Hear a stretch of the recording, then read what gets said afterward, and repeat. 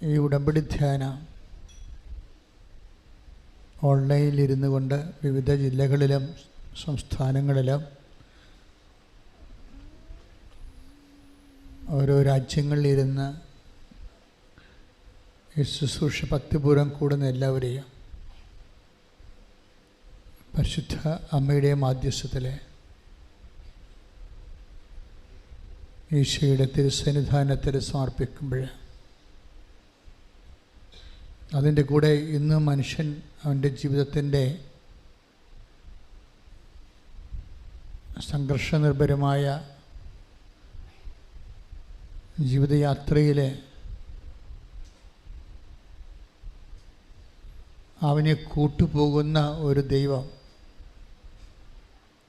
അതാണ് ഉടമ്പടിയുടെ ദൈവം. നിങ്ങളുടെ സങ്കടയാത്രയിൽ, സംഘർഷയാത്രയിൽ തൻ്റെ സാന്നിധ്യം കൊണ്ട് നിങ്ങൾക്ക് കൂട്ടുപോകുന്ന ഒരു ദൈവം. ഇത് എക്കാലത്തും ഉണ്ടായിരുന്നു. സുവിശേഷത്തിൻ്റെ സത്യസന്ധമായ വാഗ്ദാനമാണ്. പക്ഷേ നമ്മുടെ ജീവിതത്തിൽ, നമ്മുടെ സംഘർഷാത്മകമായ യാത്രയിൽ സമാശ്വാസത്തിൻ്റെ കൂട്ടിയാത്ര നടത്തുന്ന ദൈവം, അത് ഏറ്റവും ഈ കാലത്ത് കൂടുതൽ ആൾക്കാർക്ക് അനുഭവേദ്യമാകുന്നത് ഉടമ്പടിയിലൂടെയാണ്. കാര്യം ഉടമ്പടിയുടെ ആ സ്ട്രക്ചറിൽ തന്നെ, വാഗ്ദാനങ്ങൾ തന്നെ രണ്ട് തരത്തിലാണ് ദൈവത്തിൻ്റെ സാന്നിധ്യം വെളിവാക്കുന്നത്. ഒന്ന്, ഞാൻ തന്നെ നിൻ്റെ കൂടെ വരും എന്ന് പറയുന്ന ഭാഗങ്ങളുണ്ട്. ഇപ്പം നമ്മൾ പുറപ്പാടിൻ്റെ 23:2 ഒക്കെ എടുത്തു കഴിഞ്ഞാൽ ഞാൻ തന്നെ നിൻ്റെ കൂടെ വരും. പിന്നെ പുറപ്പാട് 33:14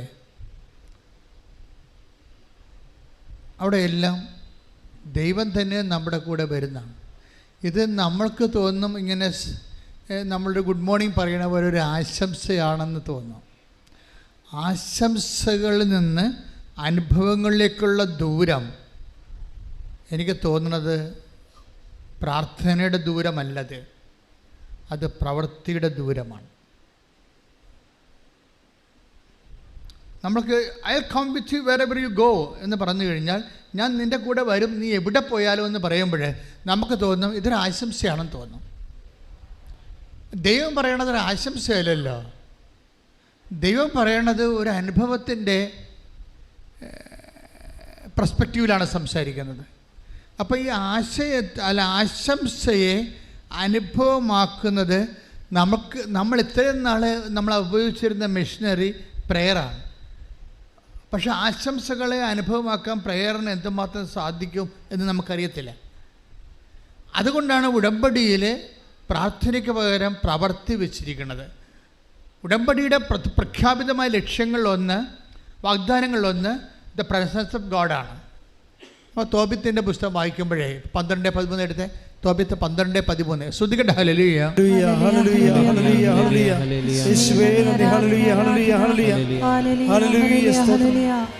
തോബിത്ത് 12:13 ഭക്ഷണമേശയിൽ നിന്ന് എഴുന്നേറ്റ് ചെന്ന് മൃതദേഹം സംസ്കരിക്കാൻ മടിക്കാതിരുന്ന നിന്റെ സൽപ്രവൃത്തി എനിക്ക് അജ്ഞാതമായിരുന്നില്ല, ഞാൻ നിന്നോടൊപ്പം ഉണ്ടായിരുന്നു.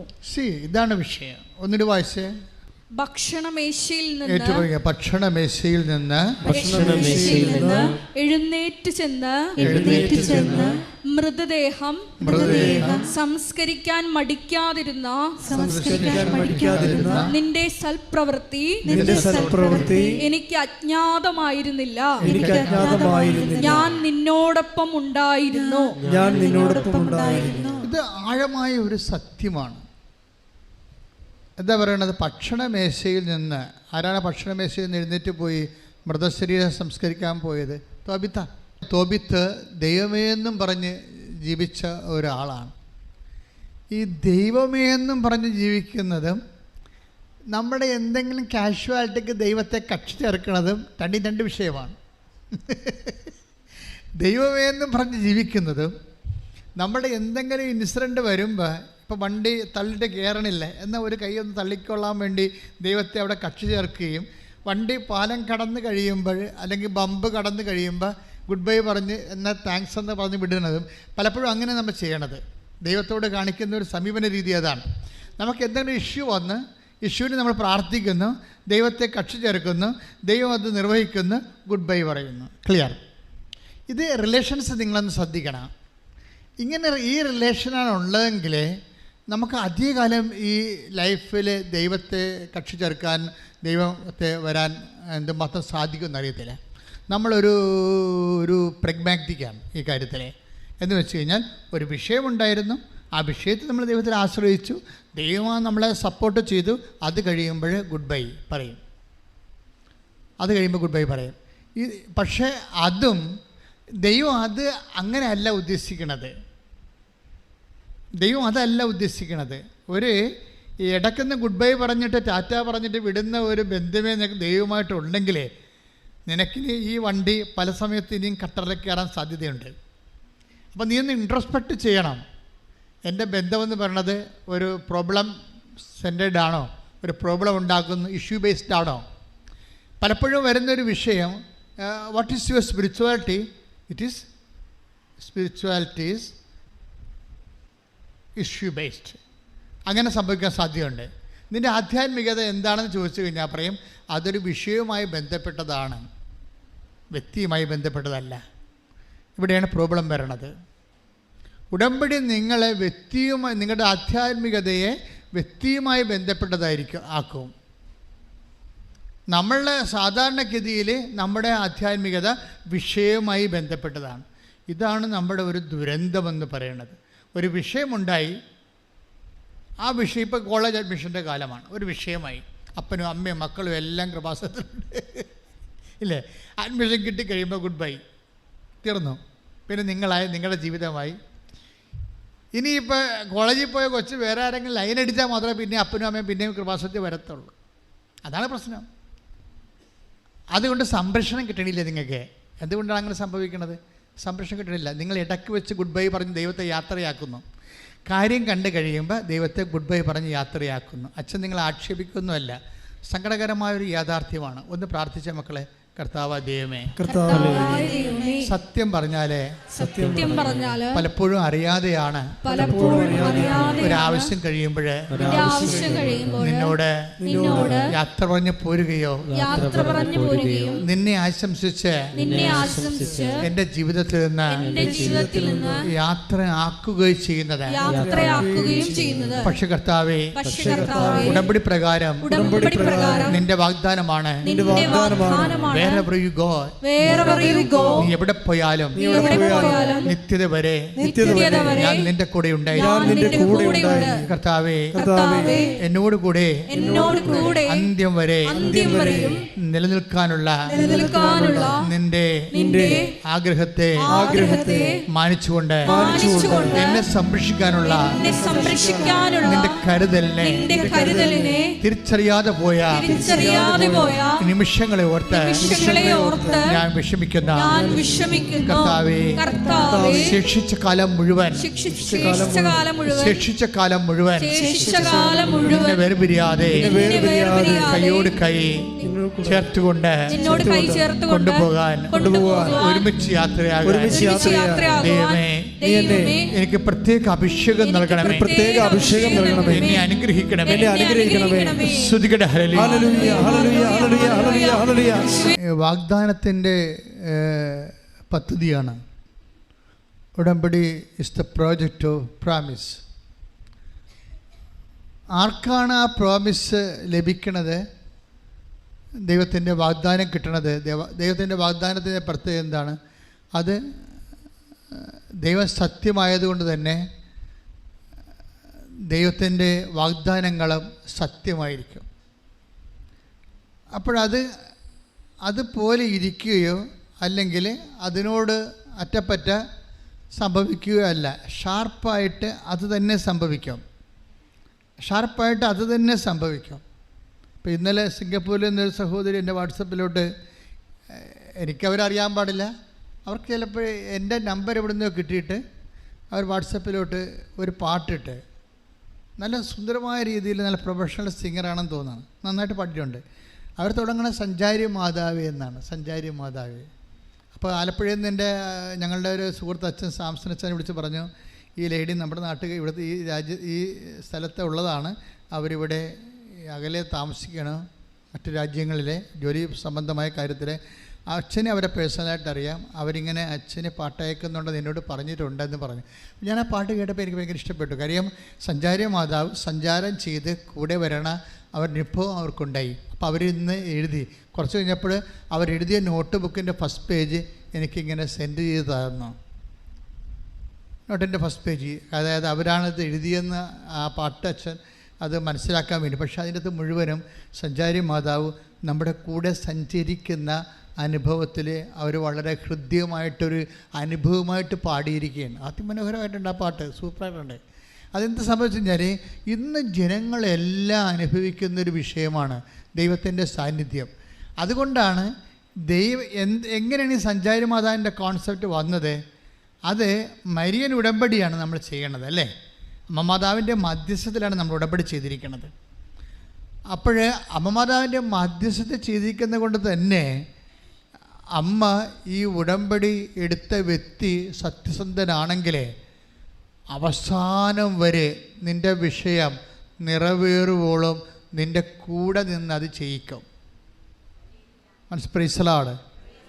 അതെന്താ കാര്യം? അമ്മയുടെ ഒരു രീതിയാണ് ഈ കൂടെ നിൽക്കുക എന്നുള്ളത്.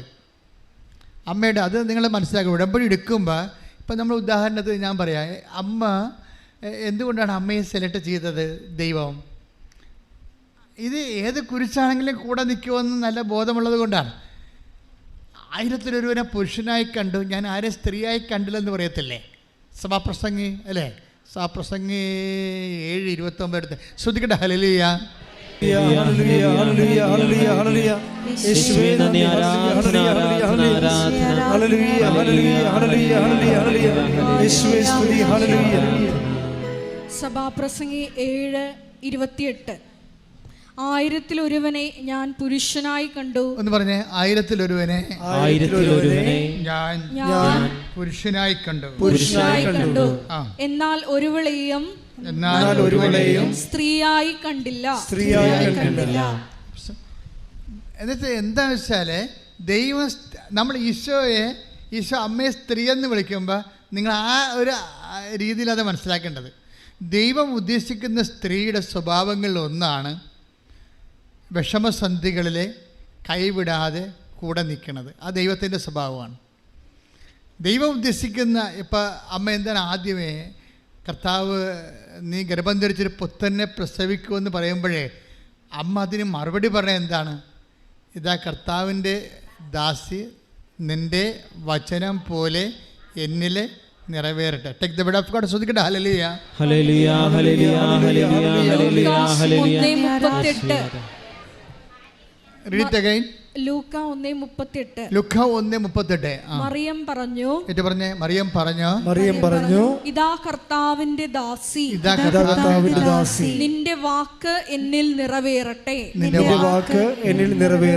അപ്പൊ എന്താ അവസാനം പറഞ്ഞ വാക്ക്? എന്താ? നിന്റെ വാക്ക് എന്നിൽ നിറവേറട്ടെ, അല്ലേ? ക്ലിയർ അല്ലേ? അപ്പോഴേ വാക്ക് ഏതറ്റം വരെ ജീവിതം പോയാലും വാക്ക് നിറവേറ്റുമെന്ന് മറിയത്തിൽ ദൈവം വിശ്വസിച്ചുകൊണ്ടാണ് അവരെ സ്ത്രീ എന്ന് വിളിച്ചത്. കൈയിടിച്ച് കർത്താവ്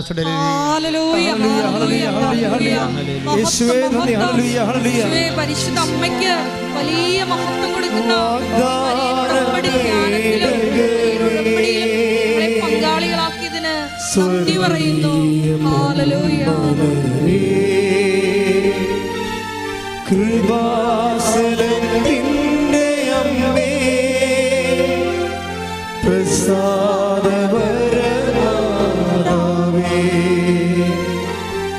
വാഗ്ദാനപേടകമേ, സ്വർഗീയ പൊന്മലരേ, കൃപാസനത്തിൻ്റെ അമ്മേ,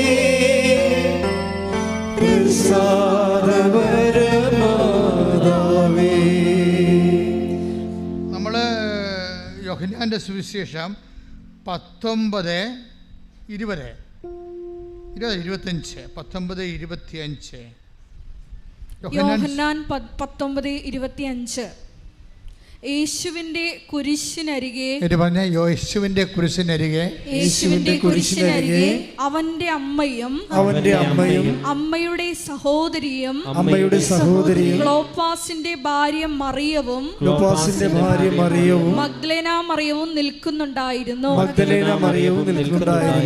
അപ്പൊ യേശുവിന്റെ അമ്മ അവിടെ നിൽക്കുന്നതുകൊണ്ടാണ് മറ്റേ കക്ഷികളെല്ലാം അവിടെ നിൽക്കുന്നത്. അല്ലെങ്കിൽ അവരൊക്കെ അടുത്ത വണ്ടിക്ക് വീട്ടിൽ പോയണം. നമ്മൾ തന്നെ എന്തുകൊണ്ടാണ് ഇവിടെ നിൽക്കുന്നത്? അമ്മ നിൽക്കുന്ന കൊണ്ടാണ്. നമ്മളീ കുരിശിൻ്റെ ചുവടിലേക്ക് ചില സമയത്ത് അതിൻ്റെ അരികിൽ കൂടിയൊക്കെ പോകില്ല. ജീവിതത്തിൻ്റെ കുരിശിൻ്റെ അരികിൽ കൂടിയൊക്കെ പോകുമ്പോഴും നമ്മളെന്തുകൊണ്ടാണ് നിൽക്കണത്?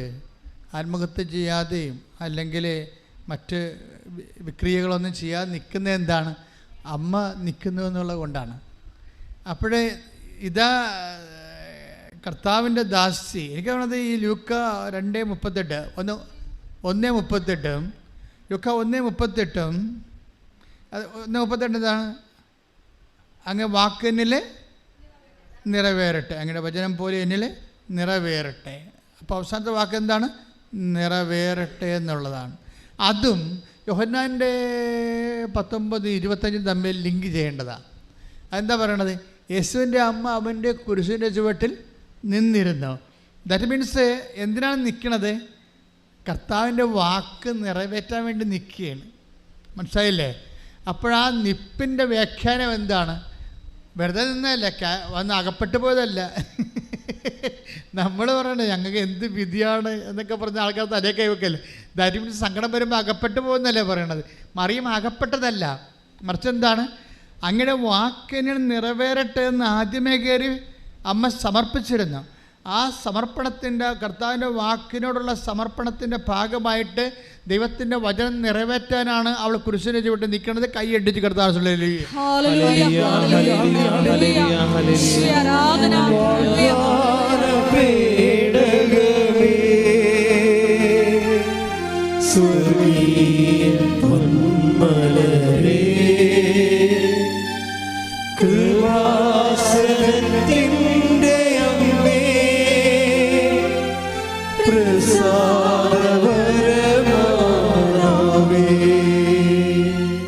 ഇന്നലെ ഒരു റിയാലിറ്റി ഷോയിലുള്ള ആൾ, ഞാൻ സാക്ഷിയിട്ടിട്ടുണ്ട്, ഒരു സാക്ഷ്യം പറഞ്ഞായിരുന്നു.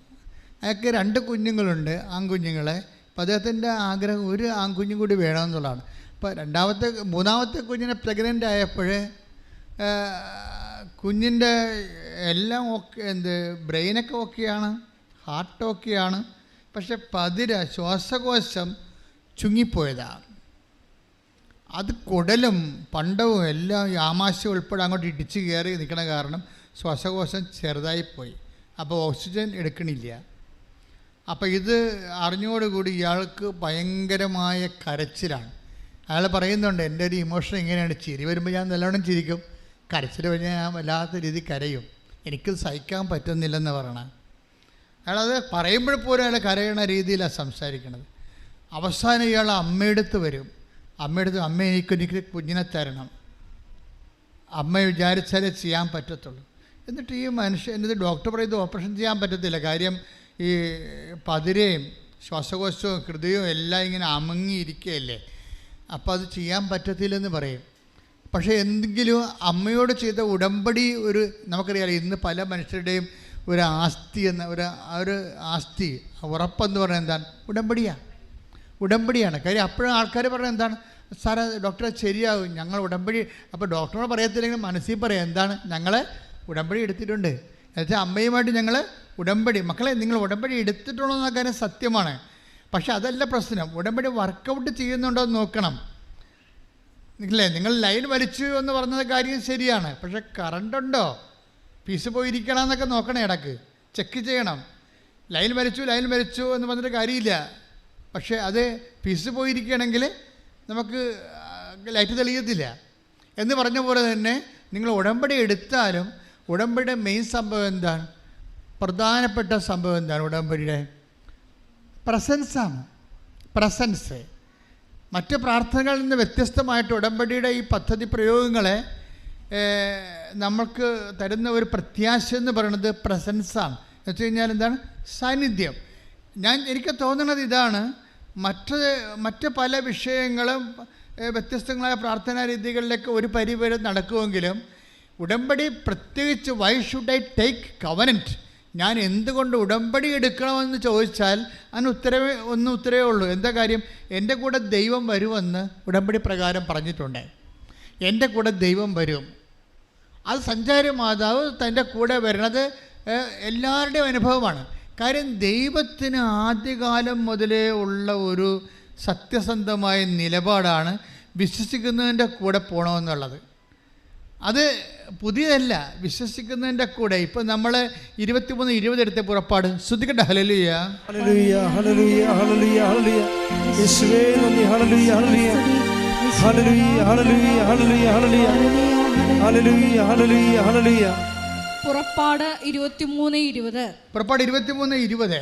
ഇതാ ഒരു ദൂതനെ, പറഞ്ഞേ, ഇതാ ഒരു ദൂതനെ നിനക്ക് മുൻപേ ഞാൻ അയക്കുന്നു.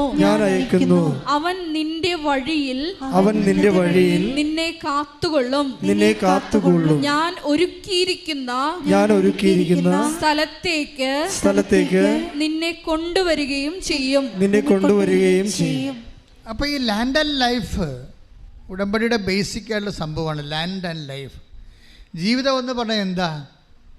സം ടോട്ടൽ, അതിൻ്റെ തട്ടകം. ഒരു ജീവിതത്തിൻ്റെ തട്ടകം എന്താണ്? ജീവിതം മീൻസ് ലൈഫ്. ലൈഫിൻ്റെ തട്ടകം എന്താണ്? ലാൻഡാണ്.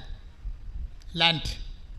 അതായത് ഉടമ്പടിയുടെ ബേസിക് ആയിട്ടുള്ള എല്ലാം എന്താണ്?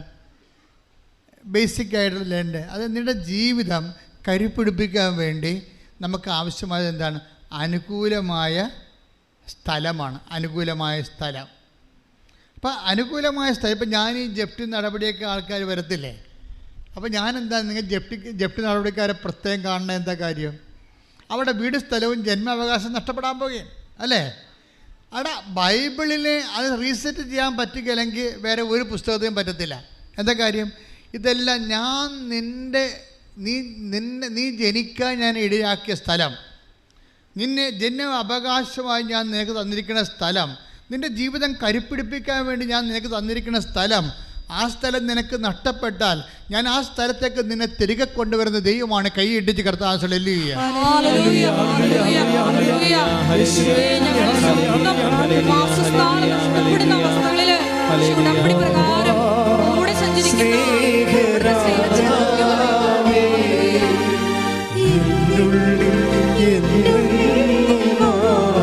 സ്വരത്തില് സന്തോഷത്തോടെ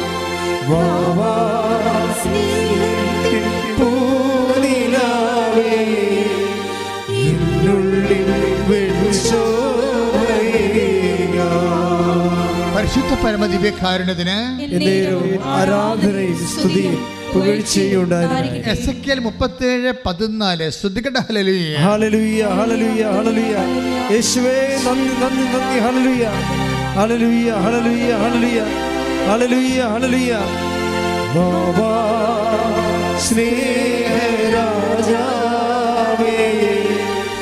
എന്നെന്നും എന്നിനുള്ളിൽ വാഴാ. ബാബാ സ്നേഹത്തിൻ പൂനിലാവേ എന്നുള്ളിൽ വെളിച്ചോഭയേകാ. പരിശുദ്ധ പരമദിവ്യകാരുണ്യത്തിന് എന്നേരവും ആരാധനയും സ്തുതിയും പുകഴ്ചയും ഉണ്ടായിരിക്കട്ടെ. എസെക്കിയേൽ 37:14. എന്റെ ആത്മാവിനെ ഞാൻ നിങ്ങളിൽ നിവേശിപ്പിക്കും. ഒന്ന് പറഞ്ഞേ, എന്റെ ആത്മാവിനെ ഞാൻ നിങ്ങളിൽ നിവേശിപ്പിക്കും. നിങ്ങൾ ജീവിക്കും. ഞാൻ നിങ്ങളെ നിങ്ങളുടെ സ്വന്തം ദേശത്ത് വസിപ്പിക്കും. ജപ്തി ചെയ്യാൻ പറ്റത്തില്ല. എന്താ കാര്യം?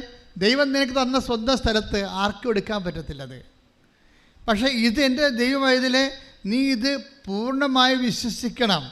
വിശ്വസിക്കുക മാത്രമല്ല, അതായത് ഇവിടെ ആ വചനത്തിൻ്റെ ലൈൻ എന്താ? ലൈഫ് ആൻഡ് ലാൻഡാണ് ആ വചനത്തിൽ പറയണത്. Life and land. ഒന്ന് വായിച്ചോളൂ. എസെക്കിയേൽ 37:14. എന്റെ ആത്മാവിനെ എന്റെ ആത്മാവിനെ ഞാൻ നിങ്ങളിൽ നിവേശിപ്പിക്കും. നിങ്ങൾ ജീവിക്കും. ഒന്ന് പറഞ്ഞേ, എന്റെ ആത്മാവിനെ ഞാൻ നിങ്ങളിലെ നിവേശിപ്പിക്കാം. നിങ്ങൾ ജീവിക്കും. അപ്പൊ ലൈഫായില്ലേ അല്ലേ? അപ്പം എങ്ങനെയാണ് നമുക്ക് ലൈഫ് നഷ്ടപ്പെട്ടാൽ തിരിച്ചു വരുന്നത്? ഇപ്പം ജോലി നഷ്ടപ്പെട്ടു അല്ലേ? ജോലി നഷ്ടപ്പെട്ടു, പഠിത്തത്തിൽ തോറ്റു. അപ്പം നമ്മൾ ലൈഫ് പോവുകയാണ് ഇല്ലേ? ലൈഫ് പോവുകയാണ്. നമുക്ക് ജോലി നഷ്ടപ്പെട്ടാലും OITക്ക് തോറ്റാലും ഒക്കെ എന്ത് സംഭവിക്കണത്? ഇൻ്റർവ്യൂവിന് തോറ്റാൽ നമുക്ക് എന്താ? We lost our life, we are losing our life. നമുക്ക് ലൈഫ് പോവുകയാണ്. പക്ഷേ എന്താ പറയണത്? ഈ ലൈഫ് എങ്ങനെ തിരിച്ചു പിടിക്കാം? പരീക്ഷ വന്ന് നമ്മൾ പരീക്ഷയ്ക്ക് തോറ്റു, അങ്ങനെ നമുക്ക് ഇംഗ്ലണ്ടിൽ പോകാൻ പറ്റിയില്ല അല്ല, അല്ലെങ്കിൽ PSCക്ക് കയറാൻ പറ്റിയില്ല. We are losing a life when we lost. അത് ഇത് ഓരോ വിഷയത്തിൽ, അതായത് ഇങ്ങനെ വന്നാൽ ലൈഫ് നഷ്ടപ്പെട്ടാൽ എങ്ങനെ തിരിച്ചു പിടിക്കാം? എസെക്കിയേൽ എന്താ പറയണത്? എസെക്കിയേൽ 37:14 എന്താ പറയണത്? എന്റെ ആത്മാവിനെ പറഞ്ഞേ, എന്റെ ആത്മാവിനെ ഞാൻ നിങ്ങളിൽ നിവേശിപ്പിക്കും. നിങ്ങൾ ജീവിക്കും. അപ്പൊ ജീവിക്കണവരുടെ കണ്ടല്ലേ? ജീവിക്കണം. അപ്പം ജീവിതത്തിൽ എന്തെങ്കിലും പരീക്ഷയോ അല്ലെങ്കിൽ കച്ചവടം പൂട്ടിപ്പോയി. ഇന്നലത്തെ ഒരു സത്യദാസിൻ്റെ സാക്ഷ്യം ട്രിവാൻഡ്രമാണ്, അവിടുത്തെ ഇടവേക്കാരനാണ്. സത്യദാസ് എന്താ പറയുക വെച്ചാൽ, സത്യദാസിന് റീസർവേ പണ്ട് നടന്നപ്പോൾ പുള്ളിയുടെ 3 കട പുള്ളിക്കുണ്ടായിരുന്നു. 3 കച്ചവടം, പിടിയക്കട. അതിന് 2 വേറെ ആൾക്കാരുടെ പേരിലായിപ്പോയി. വല്ല പരിപാടിയുണ്ട്. തല കുത്തി മറിഞ്ഞിട്ട് ഈ സാധനം പുള്ളിയുടെ പേരിലാക്കാൻ പറ്റണില്ല.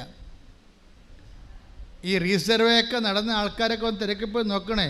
ഞങ്ങളുടെ സ്ഥലത്തല്ലേ ഞങ്ങൾ ജീവിക്കണത്, ഞങ്ങളുടെ കയ്യിലാണല്ല എന്നൊക്കെ പറഞ്ഞ കാര്യമില്ല. സർക്കാരിൻ്റെ കയ്യിൽ, നിങ്ങളുടെ കയ്യിലല്ല ഇരിക്കണം, കണ്ടവൻ്റെ കയ്യിലായിരിക്കണം. ഇപ്പോൾ റീസർവേ നടന്ന കക്ഷികളൊക്കെ നേരെ പോയി വില്ലേജ് ഓഫീസിൽ പോയിട്ട് ഇപ്പോഴും എത്രയും വേഗം അത് പോക്കുവരവ് ചെയ്തിട്ട് ടാക്സ് അടച്ചിട്ട് രസീത് വാങ്ങിച്ചേക്കണം. അല്ലെങ്കിൽ നമ്മുടെ കയ്യിൽ സ്ഥലം ഉണ്ടാകത്തില്ല. സ്ഥലം കൂടുതലുള്ള ആൾക്കാർ അത് തന്നെ ചെയ്യേണ്ടി വരുമായിരിക്കും. അല്ലെങ്കിൽ ഗവൺമെൻറ് അത് മിച്ചഭൂമിയാക്കി എടുത്തിട്ട് ആവശ്യമുള്ളവർക്ക് കൊടുക്കും. അപ്പോൾ നിങ്ങളെ ഈ വിഷയത്തിൽ ഞാൻ ജസ്റ്റ് ഇങ്ങനെ ആനുഷംഗികമായിട്ട് പറഞ്ഞതേ ഉള്ളൂ. അതായത് ഇപ്പോൾ സത്യദാസ് സംഭവിച്ചതാണ്. അയാളുടെ 2 കട പോയെന്നേ. അതന്നെയല്ലേ പഞ്ചായത്ത് ചെല്ലുമ്പോഴേ പഞ്ചായത്ത് വടിതടി ആയുധങ്ങളുടെ ഇയാളെ തല്ലാനും കൊല്ലാനും വന്ന പോലെയാണ് അവരിയ്ക്കണത്. ഇയാൾക്കൊരു സ്വാധീനമില്ല. ഈ കടയുടെ കാര്യം കേൾക്കുമ്പോൾ തന്നെ ആ ഒരു കടയിൽ തന്നെ പോകാൻ ഇയാൾക്ക് പറ്റണില്ല. അത് കയ്യേറിയത് പോലെ ഇരിക്കണം. അപ്പം പേടിയാണ്. ഈ കടയുടെ കാര്യം വീട്ടിൽ പറഞ്ഞാൽ എല്ലാവർക്കും പനി വരും. ഒരു വിഷയം പണ പൂക്കണ്ടില്ലേ? അത്തരം ഒരു അവസ്ഥ. അവസാനം ഈ മനുഷ്യന് ചന്തയെ വെച്ച് കൃപാസനം പത്രം കിട്ടി. ഒരു സ്റ്റോറി പണ പോക്ക് നോക്കണം. സത്യദാസിന് കൃപാസനം പത്രം ചന്തയെ വെച്ച് കിട്ടി. കുറേ സാക്ഷ്യം വായിച്ചപ്പോൾ പുള്ളി വീട്ടിൽ നിന്ന് പറഞ്ഞ്, എടി ഇവിടെ ഒന്ന് പോകാമെന്ന് തോന്നണം, നമ്മുടെ സ്ഥലം മാതാവ് എങ്ങാനും തിരിച്ചു തന്നാ, വേറെ മാർഗ്ഗമൊന്നും കണ്ടില്ലെന്ന് പറയും. ഈ മനുഷ്യൻ പെട്ടെന്ന് വിശ്വാസത്തോടെ പിറ്റേ ദിവസം സത്യദാസ് ഇവിടെ വരും, ഉടമ്പടി എടുക്കുമ്പോൾ ഈ സാന്നിധ്യത്തിൻ്റെ 2 സാധനം അതിൻ്റെ അകത്തുണ്ട്. അതിൻ്റെ അകത്ത് ഒന്നെന്താണ്? ഉടമ്പടിയില്ല അതിൻ്റെ കാശുരൂപം തന്നെയാണ് സാന്നിധ്യത്തിൻ്റെ. അതാണ് അത് പ്രപ്പോസ് ചെയ്ത്, അങ്ങനെയാണ് അത് വെഞ്ചരിച്ചിരിക്കണത്. അതുകൊണ്ടാണ് ഇത് മിസ് ചെയ്യരുതെന്ന് പറയണത്. ഇപ്പോൾ പുതിയ നിയമം ഇവിടെ പോകണമുണ്ടല്ലോ, ഒരു 2 മാസമായിട്ട് ഉടമ്പടി കാശുരൂപം നിങ്ങളുടെ കയ്യിൽ നിന്ന് പോയാൽ പിന്നെ ഒരിക്കലും നിങ്ങൾക്കത് കിട്ടത്തില്ല. You will not give it. പണ്ട് അതിൻ്റെ ഡ്യൂപ്ലിക്കേറ്റ് കൊടുക്കുമായിരുന്നു, ഇപ്പോൾ അതും കൊടുക്കണില്ല. നിങ്ങൾ എന്ത് കാര്യം? അത് പ്രമാണം പോയ വല്ല ലക്ഷ്യമുണ്ട്. അത് ഉടമ്പടിയുടെ പ്രമാണമല്ലേ? ഉടമ്പടിയുടെ പ്രമാണം നിങ്ങളുടെ കയ്യിൽ നിന്ന് പോയെന്നൊക്കെ പറഞ്ഞാൽ ഇനി പറഞ്ഞിട്ട് കാര്യമില്ല. ദാറ്റ് മീൻസ് അത്രയും കെയർലെസ്സാണ് നിങ്ങൾ ഉടമ്പടി നിൽക്കാൻ അർഹതയില്ലെന്നാണ്. അങ്ങനെ എന്തെങ്കിലും ചെയ്യണമെന്നുണ്ടെങ്കിൽ, നിങ്ങളിപ്പോൾ കാശ് വേണമെന്നുണ്ടെങ്കിൽ, നിങ്ങളുടെ വീടിനത് ഉരുപ്പടിയായി വേണമെന്നുണ്ടെങ്കിൽ നിങ്ങൾ പണി ചെയ്യുക. വീട്ടിലുള്ള വേറെ ആരെങ്കിലും ഉടമ്പടി എടുപ്പിച്ചിട്ട് പുതിയ കാശ് വാങ്ങിക്കുക. അതേ നടക്കത്തുള്ളൂ. എന്നുവെച്ചാൽ എനിക്ക് മനസ്സിലാവണില്ല നിങ്ങൾ എന്തുകൊണ്ട്. ഞാൻ എൻ്റെ മനസ്സിൽ പരിശുദ്ധാത്മ പറയണത് ഇതൊന്നും നഷ്ടപ്പെടുത്തിയല്ല, ആർക്ക് കൊടുത്തതാണെന്നാണ് പറയണത്. അതാണ് പ്രശ്നം. അങ്ങനെ കൊടുക്കാൻ പാടില്ലെന്ന് ഞാൻ ആദ്യമേ പറഞ്ഞിട്ടുണ്ട്. ഉടമ്പടി ജ്ഞാപകം പോലെ ഉപയോഗിക്കേണ്ടതാണ്, അല്ലാതെ അതൊരു വിശുദ്ധ വസ്തു മാത്രമല്ല. നിങ്ങൾ ദൈവത്തോട് ഉടമ്പടി ചെയ്തു എന്നുള്ളതിൻ്റെ തെളിവാണത്. അത് ഇവിടെ ചില ആൾക്കാർ ഇവിടെ പ്രാർത്ഥിക്കാൻ വേണ്ടി വരുമ്പോൾ ഉടമ്പടി എടുത്തതാണെന്ന് പറഞ്ഞുകൊണ്ട് ഇവർ കാശുരൂപം കാണിക്കും. ഞങ്ങൾ പറഞ്ഞ കാശുരൂപം വേണ്ട, അപ്പം അത്തരം തരാൻ പറയും. എന്താ കാര്യം? ആരാണ്ടിൻ്റെ കാശുരൂപം അനിയത്തിയുടെ ചേടത്തിയുടെയോ നാട്ടുകാരുടെയോ അവിടുന്ന് എരവ് വാങ്ങിച്ചുകൊണ്ട് വന്നിരിക്കുകയാണ്. ഉടമ്പടി എടുത്താൽ നമ്മളെ പറ്റിക്കാൻ വേണ്ടി. ഇത് പറയാനാ? അങ്ങനെ ചെയ്യരുത്.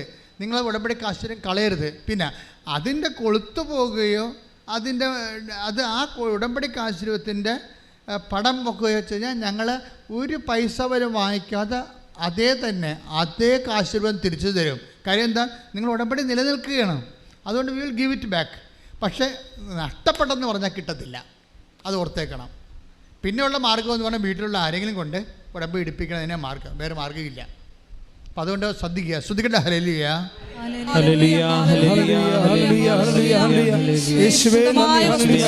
വിശുദ്ധിയോടെ കൈകാര്യം ചെയ്യാനുള്ള കൃപ ഉടമ്പടി എടുത്ത് ഞങ്ങൾക്ക് എല്ലാവർക്കും നൽകണമേ. ഹല്ലേലൂയ. പരിശുദ്ധ പരമദിവ്യകാരുണ്യത്തിന്. അപ്പോൾ ഇപ്പോൾ പരിശുദ്ധാത്മാവ് നമ്മളോട് സംസാരിച്ചുകൊണ്ടിരിക്കുന്നത് ഇതാണ്: എങ്ങനെയാണ് ലൈഫ് തിരിച്ചു പിടിക്കണത്, ലൈഫ് നഷ്ടപ്പെടുമെന്ന് വിചാരിക്കുക. ഇപ്പം സത്യദാസിൻ്റെ വിഷയം എന്താണ്? സത്യദാസ് ഉടമ്പടി എടുത്ത ശേഷം ഉടനെ അയാളത് പൂർണ്ണമായി വിശ്വസിച്ചു എന്നുള്ളതാണ്. എൻ്റെ മക്കളെ, ഈ പൂർണ്ണമായി വിശ്വസിക്കാത്തൊരു ഉടമ്പടി എടുക്കരുത് കേട്ടോ. അത് വളരെ ശ്രദ്ധിക്കേണ്ട കാര്യമാണ്. നാട്ടുകാരെടുത്തല്ലോ, വീട്ടുകാരെടുത്തല്ലോ, കൂട്ടുകാരെടുത്തെന്നൊക്കെ പറഞ്ഞുകൊണ്ട് വന്ന് നിങ്ങൾ ഉടമ്പടി എടുക്കരുത്. ആ ഉടമ്പടി എന്ന് പറഞ്ഞാൽ നിങ്ങളൊരു ദൈവവുമായിട്ടുള്ള ബയലാറ്ററൽ എഗ്രിമെൻ്റാണ്. ആ എഗ്രിമെൻറ്റിന് ആദ്യം തന്നെ നിങ്ങൾ ഈ പ്രമാണം വായിച്ച് കേൾക്കുമെന്ന് പറഞ്ഞിട്ടില്ലേ? ഇപ്പം നിങ്ങൾ രജിസ്റ്റർ ഓഫീസിൽ ചെല്ലുമ്പോൾ രജിസ്റ്റർ നമ്മളെന്താ ചോദിച്ചത്? പണം കൊടുത്തോ എന്ന്, കൈപ്പറ്റിയോ എന്ന് ചോദിക്കുമ്പോൾ അയാൾ കൈപ്പറ്റിയെന്ന് പറയും, പണം കിട്ടിയെന്ന് പറയും. പിന്നെ മറ്റുള്ളവരോട് ചോദിക്കണത് എന്താണ്? ആധാരം വായിച്ചു നോക്കിയോ, അല്ലേ? അങ്ങനെ ചോദിക്കത്തില്ലേ? ആധാരം വായിച്ചു നോക്കി. അപ്പോൾ ഇവർ പറയും വായിച്ചു നോക്കിയെന്ന് പറയും. എവിടാ വായിച്ചു നോക്കിയെങ്കിൽ പിന്നെ എന്തിനാണ് കൃപാസനത്തിൽ വന്നിട്ട് വഴിയില്ലെന്ന് പറയണത്? അപ്പോൾ വായിച്ചു നോക്കില്ലെന്നല്ല എൻ്റെ അർത്ഥം. അച്ഛൻ ഒരു അബദ്ധം പറ്റിപ്പോയി, ചതിയായിപ്പോയി. എന്ത് പറ്റി? പ്രമാണം കിട്ടി, പക്ഷേ അതിൻ്റെ സ്ഥലമുണ്ട്, എല്ലാം ഉണ്ട്, പക്ഷേ വഴിയില്ലെന്ന്. പിന്നെ ഹെലികോപ്റ്റർ ഇറങ്ങാൻ പോണം, അതിനുവേണ്ടി പ്രളയം ഇടേണ്ടി വരും മിക്കവാറും. അതാ പ്രശ്നം. അതാ വായിച്ചു നോക്കില്ലെന്ന് അർത്ഥം. ഇങ്ങനെ കുറേ അണ്ണന്മാർ ഉടമ്പടി ചെയ്തിട്ടുണ്ട് വായിച്ചു നോക്കാതെ കറക്റ്റായിട്ട്. പക്ഷേ സത്യദാസ് അങ്ങനെയല്ല. ഏറ്റവും കാര്യങ്ങൾ വായിച്ചു നോക്കി. അതിൻ്റെ അത് നമുക്ക് തരുന്ന പ്രോമിസ് എന്താണെന്ന് നോക്കി. പ്രോമിസ് എന്താണ്? ഞാൻ നിൻ്റെ കൂടെ വരും. എങ്ങനെയാണ്? ഞാൻ തന്നെ നിൻ്റെ കൂടെ വരും, നിന്നെ ആശ്വസിപ്പിക്കും. 33:14 ശ്രദ്ധിക്കട്ടെ.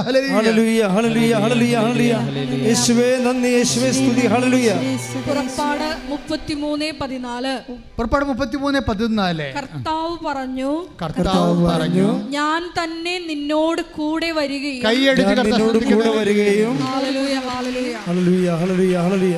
നിനക്ക് ആശ്വാസം നൽകുകയും ചെയ്യും. അല്ല, പന്ത് കളി കാണാനല്ല കൂടെ വരണത്, മനസ്സിലായില്ലേ?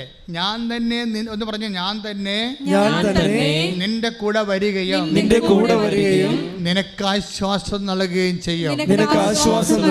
ഒന്ന് പ്രാർത്ഥിക്കുക. കർത്താവേ, എന്റെ ജീവിത വഴികളില് ഞാൻ പതറിപ്പോകുമ്പോഴേ എന്നെ ചേർത്ത് പിടിക്കാൻ, ആശ്വാസം നൽകാൻ എന്റെ കൂടെ വരുമെന്ന് ഉടമ്പടിയിലൂടെ വാഗ്ദാനം ചെയ്ത ദൈവമേ, സ്തുതിക്കുന്നു, ആരാധിക്കുന്നു, നന്ദി പറയുന്നു. 33:14 എന്താണ് പറയണത്? ഞാൻ തന്നെ നിന്റെ കൂടെ വരികയും ഞാൻ തന്നെ നിന്നോട് കൂടെ വരികയും നിനക്ക് ആശ്വാസം നൽകുകയും ചെയ്യും.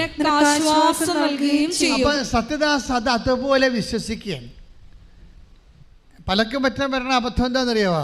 എല്ലാവരും ഇടിച്ചു തല്ലി ഉടമ്പടി ചെയ്യും. അവിടെ പറയണതൊക്കെ കേൾക്കണത് എപ്പോഴാണ് ഈ ക്ലാസ് തീരണ അറിയത്തില്ല. കുറേ ഇനി എത്ര സമയം എടുക്കും?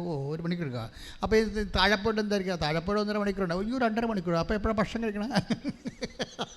ഇങ്ങനെയാണ് ആൾക്കാർ നിൽക്കണത്. അതുകൊണ്ടാണ് ഉടമ്പടി ചില ആൾക്കാർക്ക് കൊടുക്കണത്. ആ സത്യദാസ് അങ്ങനെയല്ല. ഞാൻ തന്നെ നിൻ്റെ കൂടെ വരും. അപ്പോൾ കർത്താവ് എൻ്റെ കൂടെ വരാമെന്ന് പറഞ്ഞിട്ടുണ്ട്. പിന്നെ എന്താണ്? എനിക്ക് ആശ്വാസം നൽകുകയും ചെയ്യും. എന്നെ ആശ്വസിക്കാതെ എനിക്ക് എൻ്റെ വസ്തു കണ്ടവൻ കൊണ്ടുപോയില്ലേ? ഞാൻ പഞ്ചായത്ത് ചെല്ലുമ്പോൾ അവരെന്നെ തല്ലാനും കൊല്ലാനും എന്നെ പോലെയാണ് എന്നെ നോക്കണത്. അപ്പം ഞാൻ ഇനി അടുത്ത് പോകാനാണ്. എനിക്ക് കർത്താവേ ഉള്ളൂ. എന്നിട്ട് ഈ മനുഷ്യൻ പിറ്റേ ദിവസം തന്നെ ഉടമ്പടി കാശുരം കൊണ്ട് വിശ്വാസ പ്രമാണം ചൊല്ലിക്കൊണ്ട് പഞ്ചായത്ത് ആഫീസിൽ പോകും. ഇയാളെ ഓടിച്ചിട്ട് തൊഴിച്ചെന്ന് പറഞ്ഞിട്ട് ബഹളം ഉണ്ടാക്കി വിരട്ടി ഓടിച്ച് സെക്രട്ടറി എടുത്ത് ചെല്ലും.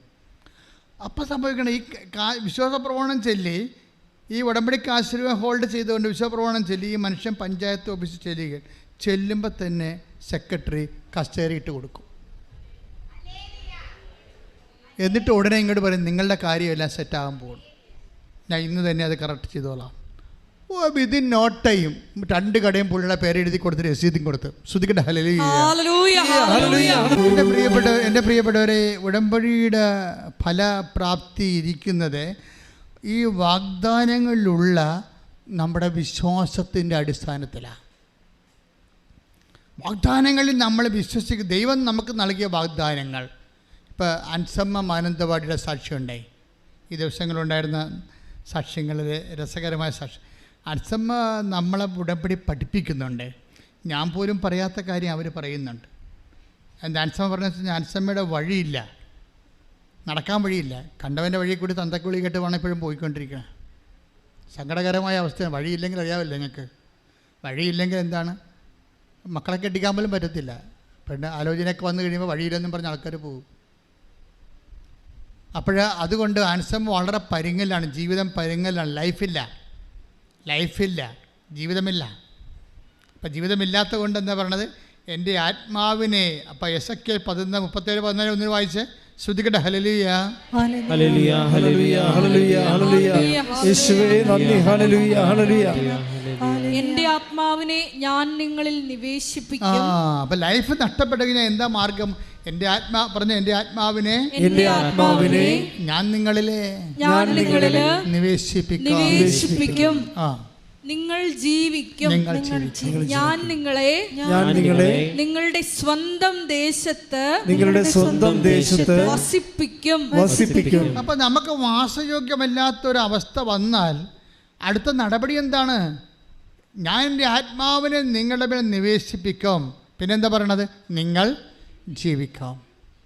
ഞാൻ നിങ്ങളെ നിന്റെ സ്വന്തം ദേശത്ത് വസിപ്പിക്കും. അപ്പം ചില ആൾക്കാർ പറയല്ലേ, അച്ഛാ വഴിയുമില്ല, മക്കൾക്ക് പെണ്ണും കിട്ടണില്ല, വിറ്റിച്ചിട്ട് പോകാൻ പോകുകയാണെന്ന് പറയും. എവിടെ പോകാനാണ്? എത്ര രൂപ കിട്ടും ചേച്ചി? പോയാലേ അവിടെ പോയാൽ നിങ്ങളെ വല്ലവർക്കും അറിയാൻ പറ്റുമോ? അപ്പോൾ അങ്ങനെയൊക്കെ താമസിച്ച പിന്നെ ഇങ്ങനെയുള്ള കല്യാണ കാര്യങ്ങളൊക്കെ വരുമ്പോൾ അവർ നിങ്ങളുടെ വേറെ അബൌട്ട്സൊക്കെ തിരക്കി വരുമ്പോൾ നിങ്ങൾക്കിവിടെ ആകാശം ഭൂമിയും ഇല്ല, വേരും കായും ഇല്ലെന്ന് അറിഞ്ഞാൽ പിന്നെ നിങ്ങൾ സംശയിക്കത്തില്ലേ, ഇങ്ങനെ പോണത് ശരിയാണ്, വേറെ വഴിയുണ്ടാന്ന് നോക്കട്ടെ. അവിടെ വെച്ചാണ് ഞാൻ ഈ വിഷയം സെറ്റ് ചെയ്യണത്. ഞാൻ പറഞ്ഞ കർത്താവ് ഇവരെ വിടരുത്, ഇവരിത് വിറ്റിച്ചിട്ട് വേറെ ഒരു സ്ഥലത്ത് പോയി വാടക ഒറ്റയ്ക്ക് താമസിച്ചപ്പോൾ ഞാൻ അവിടെ ഒരു ആലോചന വന്നു കഴിഞ്ഞാൽ ഇവർക്ക് ആകാശ ഭൂമിയും പാരമ്പര്യവും കുടുംബമൊന്നും ഇല്ലാത്ത ആൾക്കാരാണെന്ന് എങ്ങനെ ധരിച്ചു കഴിഞ്ഞാൽ അവർക്ക് അവിടെ നിലവാരത്തിൽ പെണ്ണ് കിട്ടത്തില്ല. അതുകൊണ്ടാണ് നിങ്ങൾ ജീവിക്കുമെന്ന് പറയണത്. ജീവിക്കുക എന്ന് വെച്ച് കഴിഞ്ഞാൽ മാന്യമായി ജീവിക്കുകയാണ്. ഞാൻ അങ്ങനെ എപ്പോഴെങ്കിലും ലൈഫ് ത്രട്ടായി കഴിഞ്ഞാൽ പിന്നെ എന്താണ്, നിങ്ങൾ അപ്പം തന്നെ സ്പിരിച്വലായിട്ട് എംപവർ ചെയ്യണം. അതാണ് പറഞ്ഞത്. 37:14 ഭയങ്കര വചനമാണ്. എസെക്കിയേൽ എന്താണ്? ഞാൻ നിങ്ങളെ ഒന്ന് പറഞ്ഞേ, ഞാൻ എൻ്റെ ആത്മാവിനെ നിങ്ങളിലേക്ക് നിവേശിപ്പിക്കാം, നിങ്ങൾ ജീവിക്കാം. അപ്പം നമ്മളുടെ ജീവിതം കയ്യിൽ നിന്ന് വിട്ടുപോയി കഴിഞ്ഞാൽ ഉള്ള മാർഗം എന്താണ്? ആത്മാവിൽ നവീകരിക്കണമാണ്. വെരി വെരി സിമ്പിളാണ് സംഭവം. ആൻസമ്മ അങ്ങനെ ഒരാളാണ്. ആൻസമ്മ എന്താ ചെയ്തെന്നറിയാമോ? ഉടമ്പടി പ്രകാരം കൃത്യമായിട്ടാണ് ജീവിക്കുന്ന ആൾ. നിനക്കറിയാമല്ലോ, ഉടമ്പടി ഒരു പ്രാർത്ഥനാ രീതിയല്ല, ജീവിത രീതിയാണ്. അപ്പോൾ ഉടമ്പടി പ്രകാരം ജീവിച്ചിട്ട് ആൻസമ്മ പറഞ്ഞു, ഈ കിട്ടാത്ത വഴിയിലൂടെ ആൻസമ്മ എപ്പോഴും പോകും, എല്ലാ ദിവസവും. എങ്ങനെയാണെന്ന് അറിയാമോ? പച്ചത്തിരി കത്തിച്ചുകൊണ്ട് പോകും. പച്ചത്തിരി കത്തിച്ച് പ്രത്യക്ഷനും പ്രാർത്ഥനയും ചൊല്ലിക്കൊണ്ട് പോകും. എന്നിട്ട് ആൻസമ്മ പറയണത്, ഈ പച്ചത്തിരിൻ്റെ കയ്യിലെടുക്കുമ്പോൾ ഞാൻ പറയും, പ്രപഞ്ച പ്രകൃതിയുടെ മാതാവേ, കൃപാസനം മാതാവേ, കുളിർ കോരിപ്പോ ശ്രുതിക്കട്ടെ. ഹല്ലേലൂയ, ഹല്ലേലൂയ, ഹല്ലേലൂയ, ഹല്ലേലൂയ.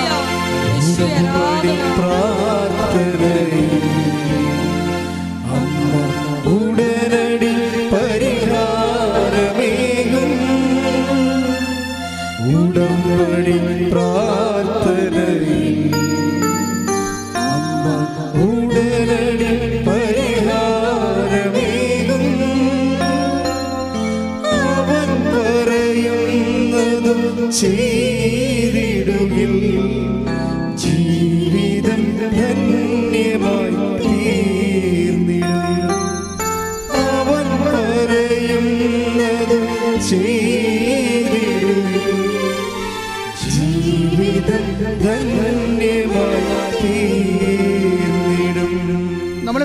പ്രത്യക്ഷീകരണ പ്രാർത്ഥന ചെല്ലുമ്പോൾ ആൻസമ്മ ചെല്ലുന്ന പ്രാർത്ഥന എന്താണെന്നറിയാം? അതിൻ്റെ കൂടെ നമുക്ക് എന്ത് ചെല്ലിയാലേ പ്രത്യക്ഷീകരണ പ്രാർത്ഥന ചെല്ലാൻ പറ്റത്തുള്ളൂ? ആദ്യം വിശ്വാസ പ്രമാണം ചെല്ലണം അല്ലേ? അതിലാണ് ഈ സംഭവം ഒരുക്കി. വെട്ടിമരുന്ന് മുഴുവൻ ഇരിക്കണം അവിടെയാണ്. വെടിമരുന്ന് നമ്മൾ ഈ വിശ്വാസ പ്രമാണത്തിലിരിക്കുന്ന വെടിമരുന്നിനെ പ്രത്യക്ഷീകരണ പ്രാർത്ഥന കൊണ്ട് കത്തിക്കണം നമ്മൾ ചെയ്യണത്. പ്രത്യക്ഷീകരണ പ്രാർത്ഥന തീയാണ്. അമ്മയുടെ പ്രത്യക്ഷീകരണം സാധൂകരിക്കുക, നീതീകരിക്കുക എന്നുള്ളത് അമ്മയുടെ ചുമതലയാണ്.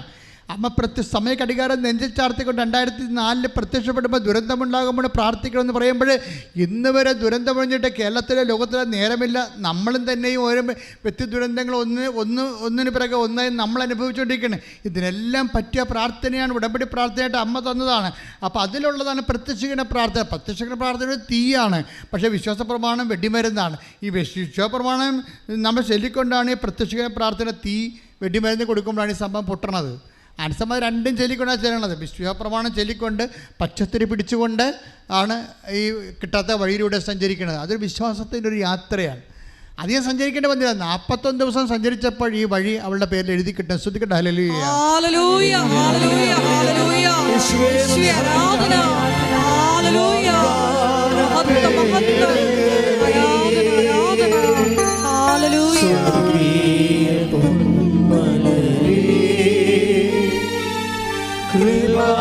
കൃപാസനത്തിൻ്റെ അമ്മേ, പ്രസാദവരമാതാവേ,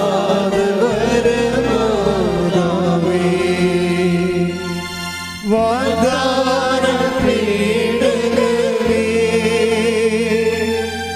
സ്വർഗീയ പൊന്മലരേ, കൃപാസനത്തിൻ്റെ അമ്മേ,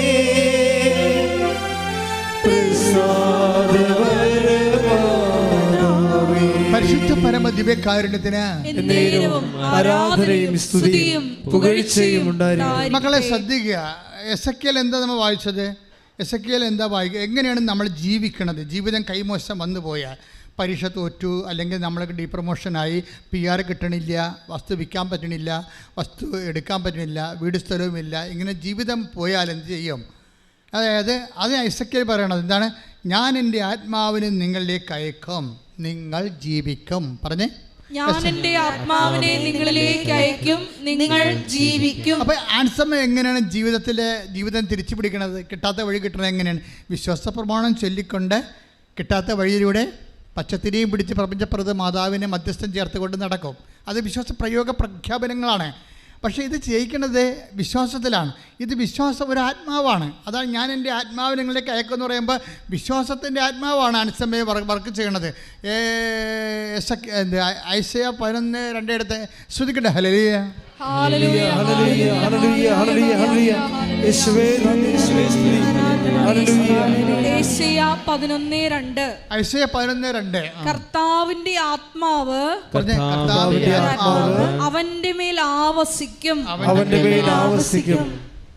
വായിച്ചോളൂ. ജ്ഞാനത്തിന്റെയും വിവേകത്തിന്റെയും ആത്മാവ്, വിവേകത്തിന്റെയും ആത്മാവ്, ഉപദേശത്തിന്റെയും ശക്തിയുടെയും ആത്മാവ്, ഉപദേശത്തിന്റെയും ശക്തിയുടെയും ആത്മാവ്, അറിവിന്റെയും ദൈവഭക്തിയുടെയും ആത്മാവ്, അറിവിന്റെയും ദൈവഭക്തിയുടെയും ആത്മാവ്.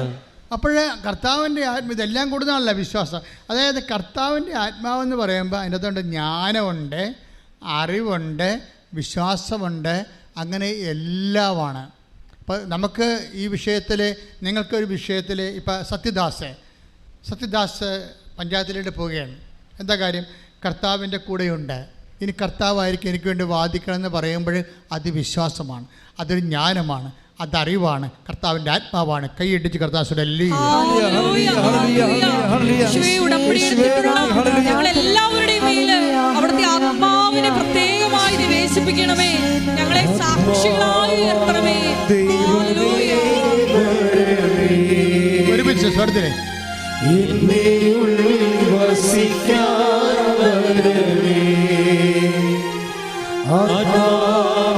ദൈവമേ വരണമേ, എന്റെ ഉള്ളിൽ വസിക്കാൻ വരണമേ. ദാഹിച്ചു നിന്നെ ഞാൻ തേടുന്നു,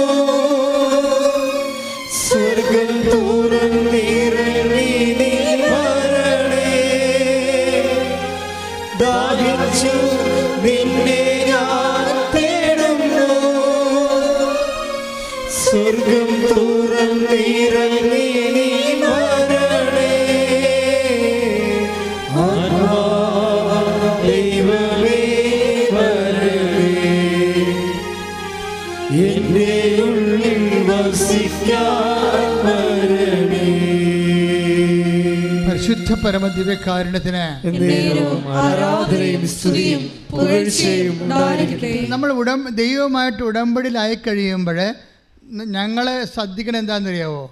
ദൈവത്തിൻ്റെ ആത്മാവ്, ജ്ഞാനത്തിൻ്റെ അറിവിൻ്റെയും ആത്മാവ്, ഭക്തിയുടെയും വിശ്വാസത്തിൻ്റെയും ആത്മാവ് നിങ്ങളിൽ നിലനിൽക്കണമെന്നാണ് ഞാൻ ആഗ്രഹിക്കണം, അല്ലേ? അങ്ങനെ ആത്മാവ്, കാരണം ജീവിതം കയ്യിൽ നിന്ന് പോയാൽ പിന്നെ എസെക്കിയേൽ 37:14 അനുസരിച്ച് കൊണ്ട് ജീവിതം തിരിച്ചു പിടിക്കാനുള്ള മാർഗം എന്താണ്? ഞാൻ എൻ്റെ ആത്മാവിനെ നിങ്ങളിലേക്ക് അയക്കും. ആത്മാവിനെ തിരിച്ചു പിടിക്കുക എന്നാണ്. ജീവിതം കയ്യിൽ നിന്ന് പോയാൽ അപ്പോഴാത്മാവിൽ ആത്മാവ് നിർവീര്യമായി പോയിട്ടുണ്ടെങ്കിൽ take the word of God, Ephesians 4:30. ഹല്ലേലൂയ, ഹല്ലേലൂയ, ഹല്ലേലൂയ, ഹല്ലേലൂയ. യേശുവേ നന്ദി.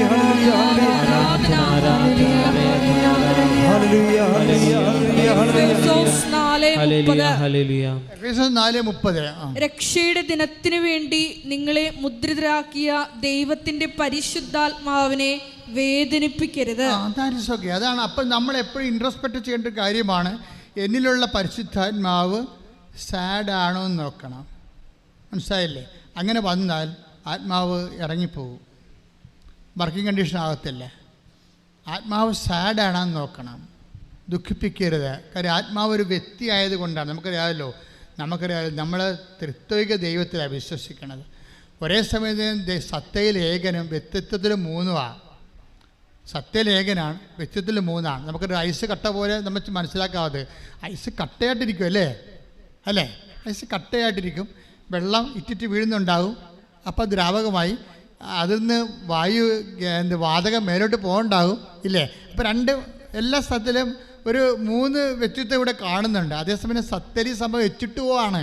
മുകളിലോട്ട് പോകുന്ന വായുവും താഴേക്ക് വീഴുന്ന വെള്ളവും കരമായിട്ടിരിക്കണ എല്ലാം ബേസിക്കായിട്ട് എച്ചിട്ടുവാണ് എന്ന് പറഞ്ഞ പോലെ ഇതിൻ്റെ ദൈവം പരിശുദ്ധാത്മാവ് ഒരു വ്യക്തിയായിട്ടാണ് നിങ്ങൾ ഇരിക്കുന്നത്.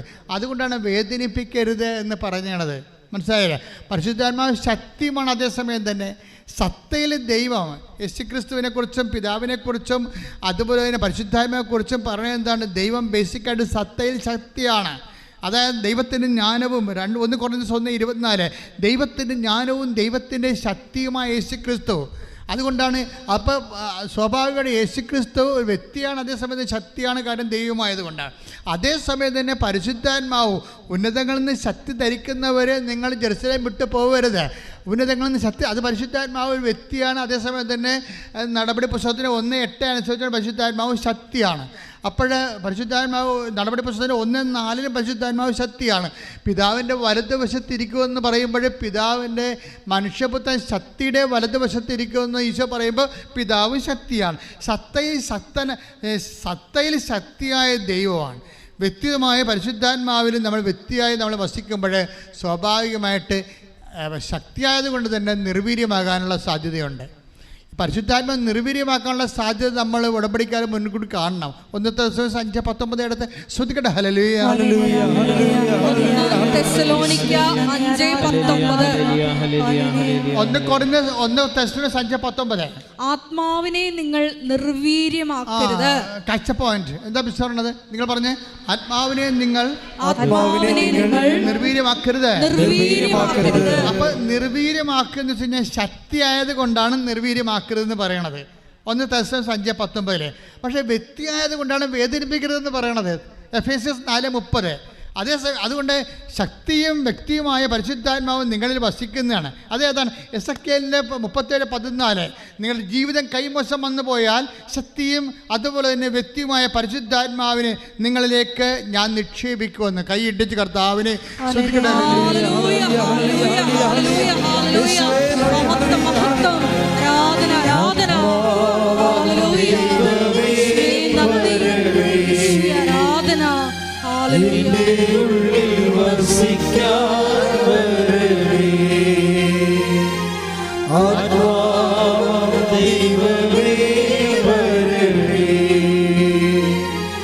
എന്റെ ഉള്ളിൽ വസിക്കാൻ വരണമേ.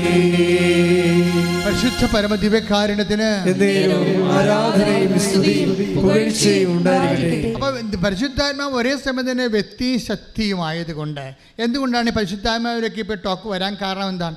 എസെക്കിയേൽ 37:14 ജീവിതം കൈമോശം വന്നു പോയാൽ ഞാൻ എൻ്റെ ആത്മാവിനെ നിങ്ങളിലേക്ക് നിക്ഷേപിച്ചിട്ടാണ് ജീവിതം തിരിച്ചു പിടിക്കണത്. അപ്പോൾ ഉടമ്പടിയിലൂടെ നിങ്ങൾക്ക് ലഭിക്കുന്ന ജീവിതം തിരിച്ചു പിടിക്കലാണ്. അതിൽ നിങ്ങൾക്ക് അടിസ്ഥാനപരമായിട്ട് ദൈവം എന്താ ചെയ്യേണ്ടത്? ഉടമ്പടി എടുക്കുക, നിങ്ങൾ പരിശുദ്ധാത്മാവ് നിങ്ങളിലേക്ക് നിക്ഷേപിക്കപ്പെടുകയാണ് ചെയ്യണത്. വ്യക്തി ശക്തിയുമായ ആത്മാവ് നിങ്ങളുടെ കൂടെ വസിക്കുകയാണ് ചെയ്യണത്. അപ്പോഴെന്താ സംഭവിക്കണത്? ഈ പരിശുദ്ധാത്മാവ് വേദനിക്കാതിരിക്കാനും നിർവീര്യമായി പരിശുദ്ധാത്മാവ് എഫെസ്യസ് 4:30 അനുസരിച്ച് വേദനിക്കാതിരിക്കാനും പരിശുദ്ധാത്മാവ് 1 Thessalonians 5:19 അനുസരിച്ച് നിർവീര്യമാകാതിരിക്കാനും നമ്മൾ എന്താണ് ചെയ്യേണ്ടത്? ഫിലിപ്പിയർ 2:14. Take the word of God. ഫിലിപ്പിയർ 2:14. ശ്രദ്ധിക്കണേ. ഹല്ലേലൂയ ഹല്ലേലൂയ ഹല്ലേലൂയ ഹല്ലേലൂയ ഹല്ലേലൂയ ഫിലിപ്പി 2:14. ഫിലിപ്പിയർ 2:14. എല്ലാ കാര്യങ്ങളും മുറുമുറുപ്പും തർക്കവും കൂടാതെ ചെയ്യുവിൻ. അങ്ങനെ നിങ്ങൾ നിർദോഷരും നിഷ്കളങ്കരുമായി തീർന്ന് വഴിപിഴച്ചതും വക്രതയുള്ളതുമായ തലമുറയുടെ ഇടയിൽ കുറ്റമറ്റ ദൈവമക്കളാവട്ടെ. അപ്പോൾ പരിശുദ്ധാത്മാവ് നമ്മളെ വ്യക്തിയായും ശക്തിയായും പുലരാൻ വേണ്ടി നമ്മൾ ബേസിക്കായിട്ട് ചെയ്യേണ്ടത് എന്താണ്? കുറ്റമറ്റ ദൈവമക്കളായിട്ട് കാര്യമില്ല. പിന്നെന്താണ്? കുറ്റമറ്റ ദൈവമക്കളായാൽ മാത്രമേ ആത്മാവിന് പ്രവർത്തിക്കാൻ പറ്റൂ. ആത്മാവിന് നിങ്ങളെ നയിക്കണ്ടേ? ആത്മാവ് ഉണ്ടായാൽ മാത്രം പോരല്ല, ആത്മാവ് നിങ്ങളെ നയിക്കണ്ടേ? എന്താ പറഞ്ഞിരിക്കണത്? ഞാൻ നിങ്ങൾക്ക് മുമ്പേ എൻ്റെ ദൂതനെ അയക്കുമെന്ന് പറഞ്ഞാൽ അത് പരിശുദ്ധാത്മാവാകാം, പരിശുദ്ധ മാലാഖയുമാകാം. അപ്പം നമുക്ക് മുമ്പേ പോകാനും നമ്മളെന്താ പറയണത്? ഞാൻ നിങ്ങൾക്ക് മുമ്പേ എന്ന് പറഞ്ഞാൽ പിതാവ് മാത്രമല്ല, പുത്രൻ മാത്രമല്ല, പരിശുദ്ധാത്മാവ് മാത്രമല്ല. അപ്പോൾ നിങ്ങൾക്ക് മുമ്പേ പോകുന്ന വ്യക്തിയും ശക്തിയും അതെന്താണ്? ഞാൻ നിങ്ങൾക്കൊന്നും ഇപ്പം ഞാൻ എന്തെങ്കിലും പ്രശ്നങ്ങളുണ്ടെന്ന് പറയുന്നവരില്ലേ ആൾക്കാർ? എൻ്റെ അടുത്ത് എന്നെ കാണാൻ വരുമ്പോൾ ആൾക്കാർ പറയുമല്ലോ, ഞങ്ങൾക്ക് അച്ഛാ ഭാഗവടമ്പടി നടക്കണില്ല, അല്ലെങ്കിൽ എനിക്ക് പൈസ ആൾക്കാർ വാങ്ങിച്ചുകൊണ്ട് പോയിട്ട് ജോലി തരാമെന്ന് പറഞ്ഞ് പൈസ വാങ്ങിച്ചു, എന്നിട്ട് തിരിച്ചു കിട്ടണില്ല, ഞാൻ ഒരുത്തനെ സഹായിച്ചു, ഇപ്പോഴവനത് തിരിച്ചു തരണില്ല എന്നൊക്കെ പറയുമ്പോൾ എനിക്ക് എതിരെ കള്ളക്കേസ് വരെ കൊടുക്കുന്ന അവസ്ഥയിലാണ് ഇപ്പോൾ ഞാൻ വരണത്. അവൻ്റെ പിടിച്ചു നിൽപ്പിനെന്ന് പറയുമ്പോൾ ഞാൻ എന്താ ചെയ്യണത്? നിങ്ങൾക്ക് മുമ്പ് നിങ്ങളിനി അവൻ്റെ അടുത്ത് പോണ മുമ്പ് എന്താ ഐസയ 45:2 ഉണ്ട്. എന്താണ്? ഞാൻ നിങ്ങൾക്ക് മുമ്പേ പോവുകയും, അത് ദൈവത്തിൻ്റെ ആദ്യകാലം പോലെയുള്ള നടപടിക്രമങ്ങളാണ്. ഞാൻ നിങ്ങൾക്ക് മുമ്പേ പോവുകയും പിച്ചളവാതിലുകളെ തകർക്കുകയും ഇരുമ്പോടാമ്പൽ ഒടിക്കുകയും ചെയ്യുമെന്ന് കൈയിട്ടിച്ച് കർത്താശല്ലേ.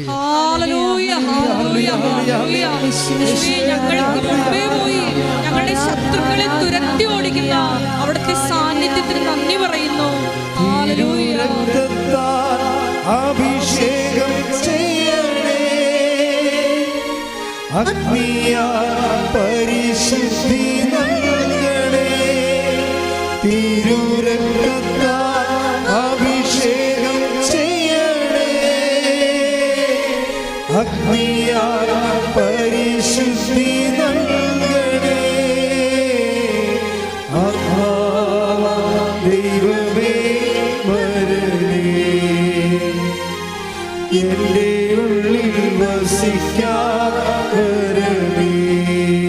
പരിശുദ്ധ പരമദിവ്യകാരുണ്യത്തിന് ആരാധനയും സ്തുതിയും പുകഴ്ചയും ഉണ്ടായിരിക്കട്ടെ. അപ്പം നിങ്ങൾ ഈ വചനമൊക്കെ ഇടയ്ക്കിടയ്ക്ക് വായിച്ചുകൊണ്ട് വേണം ഇങ്ങനെയുള്ള ആളുടെടുത്തൊക്കെ പോകാൻ.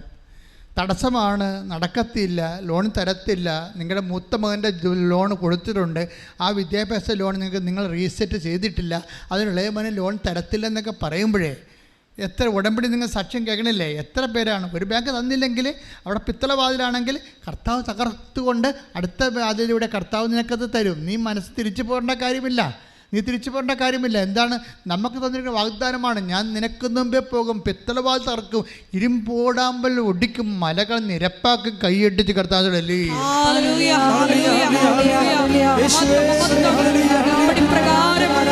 കൂടെ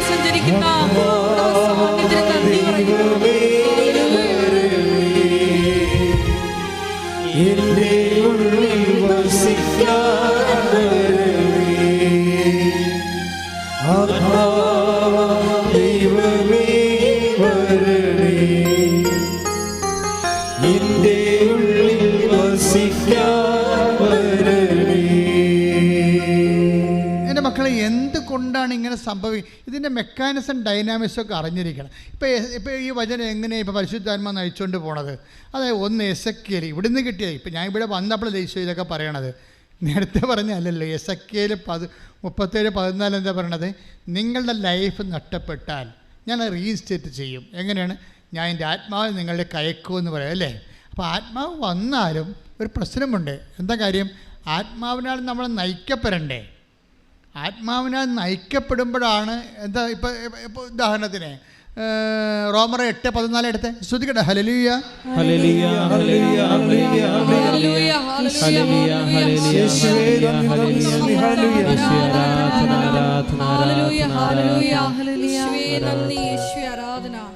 റോമ 8:14. ദൈവാത്മാവിനാൽ നയിക്കപ്പെടുന്നവരെല്ലാം ഒന്ന് പറഞ്ഞേ. ദൈവാത്മാവിനാൽ നയിക്കപ്പെടുന്നവരെല്ലാം ദൈവത്തിന്റെ പുത്രന്മാരാണ്. ഇപ്പൊ പിടികിട്ടിയ? അതായത് പരിശുദ്ധാത്മാവ് വന്നാൽ മാത്രം പോരാ, നമ്മൾ നയിക്കപ്പെടണം. പരിശുദ്ധാത്മാവിനാൽ നമ്മളെ നയിക്കപ്പെടണം. അതെങ്ങനെയാണ്? ഇപ്പം ഞാൻ ഈ കുഞ്ഞുങ്ങളൊക്കെ വരികയല്ലേ, ഇപ്പോൾ ഈ IELTS-കാരൊക്കെ വന്ന് പ്രാർത്ഥിക്കുമല്ല പരീക്ഷയ്ക്ക്. ഇപ്പം ഞാൻ അവിടെയൊക്കെ കൈവച്ച് തലേക്കൊക്കെ കൈവച്ച് സൈത്തൊക്കെ പൂശി കൊടുക്കും. അവർക്ക് നെറ്റിക്ക് പൂശും, ഓർമ്മശക്തിക്ക് പൂശും, ഫോർഹെഡിനെ പൂശും, എല്ലാ പ്രത്യേക പ്രാർത്ഥനയുണ്ട് അതിനെല്ലാം. അപ്പോൾ പ്രാർത്ഥിക്കുമ്പോൾ ഞാൻ പറയും, മക്കളെ, അച്ഛൻ നിങ്ങൾ അങ്ഷം ചെയ്തിട്ടുണ്ട്, നിങ്ങളായിട്ട് ആത്മാവിൻ്റെ വീര്യം നഷ്ടപ്പെടുത്തരുത്. ഞാൻ പറയുന്നത്, മക്കളെ, ഇപ്പോൾ പരീക്ഷ വരെ എങ്കിലും നിങ്ങളത് കീപ്പ് ചെയ്യണം. അത് കഴിഞ്ഞ് കീപ്പ് ചെയ്യണം. പക്ഷെ അതല്ല, ഇൻറ്റൻസീവായിട്ട് പരീക്ഷ വരെ ശ്രദ്ധിക്കണം. നിങ്ങൾ ചേട്ടന്മാരുമായിട്ട് അടിയുണ്ടാക്കാനൊന്നും പോകരുതെന്ന് പറയും. ഇപ്പോൾ ഇപ്പോൾ അനിയത്തിയുമായിട്ട് അടി വെക്കുമല്ലേ ഇതിൽ. അപ്പം അങ്ങനെ പോയി കഴിഞ്ഞാൽ കുഴപ്പമെന്ന് വെച്ച് കഴിഞ്ഞാൽ പിന്നെ മത്സരമൊക്കെ വരത്തില്ലേ. ഇപ്പോൾ ഒരു ഇസ്തിരി ഇടണമെന്ന് വിചാരിച്ചോ, ചേർത്തിയോട് അമ്മ പറയും, എടി ആ ഷർട്ടൊന്ന് ഇസ്തിരി ഇട്ടാൽ അവനിപ്പോൾ വരും, അവനിപ്പോൾ സ്ഥലത്ത് പോകേണ്ടതാണെന്ന് പറയുമ്പോൾ ഇവൾ പഠിച്ചുകൊണ്ടിരിക്കത്തില്ലേ. അപ്പോൾ അവൾ പറയും, എനിക്ക് പറ്റത്തില്ല മമ്മി, അനിയത്തിയോട് ഞാനാണിത് കഴുകിയിട്ടത്, അവളവിടെ മൊബൈലിൽ കളിച്ചുകൊണ്ടിരിക്കുകയാണ്, അവളോട് പറയാൻ പറയും. അപ്പോൾ അവൾ പറയും, ഞാൻ വേറെ ജോലി ചെയ്തിട്ടുണ്ട്, അതുകൊണ്ട് ചേച്ചിയോട് പറയാൻ പറയും. ഇവർ തമ്മിൽ മത്സരമാകും. പക്ഷേ പ്രശ്നം എന്താണ്? ആത്മാവ് നിർവീര്യമാകും. അതുകൊണ്ടാണ് ഫിലിപ്പ് 2:14 എടുത്ത് ശ്രദ്ധിക്കട്ടെ.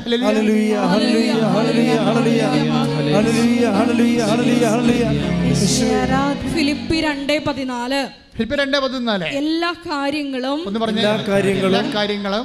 കാര്യങ്ങളും മുറുമുറുപ്പും തർക്കവും കൂടാതെ ചെയ്യുവിൻ. അടുത്തത്, അങ്ങനെ നിങ്ങൾ നിർദോഷരും നിഷ്കളങ്കരുമായി തീർന്ന് വഴിപിഴച്ചതും വക്രതയുള്ളതുമായ തലമുറയുടെ ഇടയിൽ കുറ്റമറ്റ ദൈവമക്കളാവട്ടെ. ദൈവമക്കളായ മാത്രം പോരാ, പിന്നെ എന്താണ്? കുറ്റമറ്റ ദൈവമക്കളാകണം. ദൈവമക്കളാകും എല്ലാവരും ജ്ഞാനസ്ഥാനപ്പെട്ട് കഴിഞ്ഞാൽ ദൈവമക്കളാകുമല്ലോ, ഇല്ലേ? ഇപ്പം ജ്ഞാനസ്ഥാനത്തിൻ്റെ കുദാശേൻ്റെ അർത്ഥം എന്താണ്? ഉത്ഭവദോഷവും നീക്കി, കർമ്മദോഷമുണ്ട് അതും നീക്കി നമ്മളെ ക്രൈസ്തവരും ദൈവത്തിൻ്റെ മക്കളുമാക്കി തീർക്കുന്ന കുദാശയാകുന്നു, അല്ലേ? അപ്പോൾ ദൈവത്തിൻ്റെ മക്കളാകും ജ്ഞാനസ്ഥാനപ്പെട്ട, പക്ഷെ കുറ്റമറ്റ ദൈവമക്കളാകണം. ഇവിടെയാണ് പ്രശ്നം. ജ്ഞാനസ്ഥാനം ചില സമയത്ത് ജീവിതത്തിൻ്റെ ചില വിഷയങ്ങൾ താങ്ങാത്തതിൻ്റെ കാരണം ജ്ഞാനസ്ഥാനപ്പെട്ടവരെ കുറ്റമത്തോടെയാണ് ജീവിക്കണമെന്നുണ്ടെങ്കിൽ പരിശുദ്ധാത്മാവിൻ്റെ ആനുകൂല്യം നമുക്ക് കിട്ടാതെ വരും. നമുക്ക് സബ്സിഡിയൊക്കെ അനുവദിച്ചിട്ടുണ്ട്, ഗ്രാൻഡ് ഉണ്ട്, സബ്സിഡിയും ഉണ്ട്. അപ്പോഴേ ഗ്രാൻഡ് സബ്സിഡി ചെയ്യുമ്പോൾ ചില ആൾക്കാർ ചെന്നുവെച്ചും സാറേ സബ്സിഡി കിട്ടിയില്ലല്ലോ എന്ന് പറയും. അപ്പോൾ അവർ തന്ന കാശ് എങ്ങനെ മുടക്കിയെന്ന് ചോദിക്കും. അവർ തന്ന കാശ് കൊണ്ട് പുട്ടടിച്ച് കാണും, അപ്പോൾ പിന്നെ സബ്സിഡി ഇല്ല. അതാണ് പ്രശ്നം വരുന്നത്. അതാണ് ഇതിൻ്റെ അത് വരുന്ന വിഷയം. അതായത് ജ്ഞാനസ്ഥാനം തന്നെ നമ്മൾ പെടുമ്പോൾ ഓർക്കേണ്ട കാര്യം വെച്ച് കഴിഞ്ഞാൽ അത് തന്നെ പരിശുദ്ധാത്മാവിനെ ജീവിതകാലം മുഴുവൻ ദുഃഖിപ്പിക്കാതെ ആത്മാവിൽ ജീവിക്കാൻ വേണ്ടിയാണ്. എന്താണ്? ജീവിതം കൈവിട്ടു പോയാൽ എന്താ ഇവിടെ പറഞ്ഞിരിക്കുന്നത്?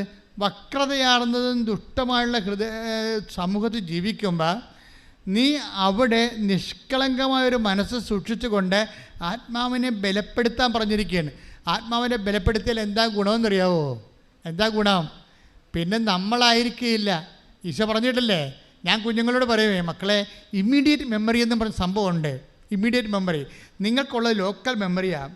നിങ്ങൾ പച്ച മഷി കൊണ്ട് വരച്ചും ചുവപ്പ് മഷി കൊണ്ട് വരച്ചും നക്ഷത്ര ചിഹ്നമൊക്കെ ഇട്ടും പാഠപുസ്തകത്തിൽ ലോക്കൽ മെമ്മറി ഉണ്ടാക്കി. That is created memory.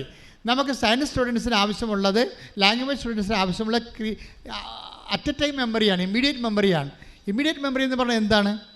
അത് ആ സമയത്ത് കിട്ടണം. നിങ്ങൾ പറയത്തില്ല പരീക്ഷയുടെ സമയത്ത് ആ മെമ്മറി പോയി. എങ്ങനെ മെമ്മറി പോണത്? അത് നിങ്ങൾ എന്തെങ്കിലും ഇമോഷണൽ കോഷിങ് ഉണ്ടാകുമ്പോൾ അത് പോകും. അല്ലെങ്കിൽ നിങ്ങൾ പോണ വണ്ടി വേറെ ഓട്ടോറിക്ഷ വെച്ചിട്ട് ഓട്ടോറിക്ഷക്കാരന്മാരെല്ലാം തന്തയ്ക്ക് വിളിക്കുമ്പോഴത്തേനും നിങ്ങൾ പഠിച്ചതെല്ലാം മറന്നു പോകും. ഇതേ പ്രശ്നം അതാണ്. ഒരു കാഷ്വാലിറ്റി, ഞാൻ കാഷ്വാലിറ്റി വരെ ബ്ലോക്ക് ചെയ്താണ് നിങ്ങളെ പ്രാർത്ഥിച്ച് വിടുന്നത്. ഇൻ കേസ് നിങ്ങളുടെ ഇമ്മീഡിയറ്റ് മെമ്മറി നഷ്ടപ്പെട്ടു പോകാതിരിക്കാൻ വേണ്ടി അത് ബ്ലോക്ക് ചെയ്ത് പ്രൊട്ടക്റ്റ് ചെയ്താണ് പ്രേയർ ചെയ്യണത്. അതെല്ലാവർക്കും അങ്ങനെ ചെയ്യണത്. അപ്പോൾ ഇപ്പോൾ എന്താ സംഭവിച്ചു കഴിഞ്ഞാൽ ആ 12 വർക്കൗട്ട് ചെയ്തേ. ലൂക്കായുടെ സുവിശേഷം 12 ശ്രദ്ധിക്കട്ടെ. ഹല്ലേലൂയ ഹല്ലേലൂയ ഹല്ലേലൂയ ഹല്ലേലൂയ ഹല്ലേലൂയ ഹല്ലേലൂയ ഹല്ലേലൂയ.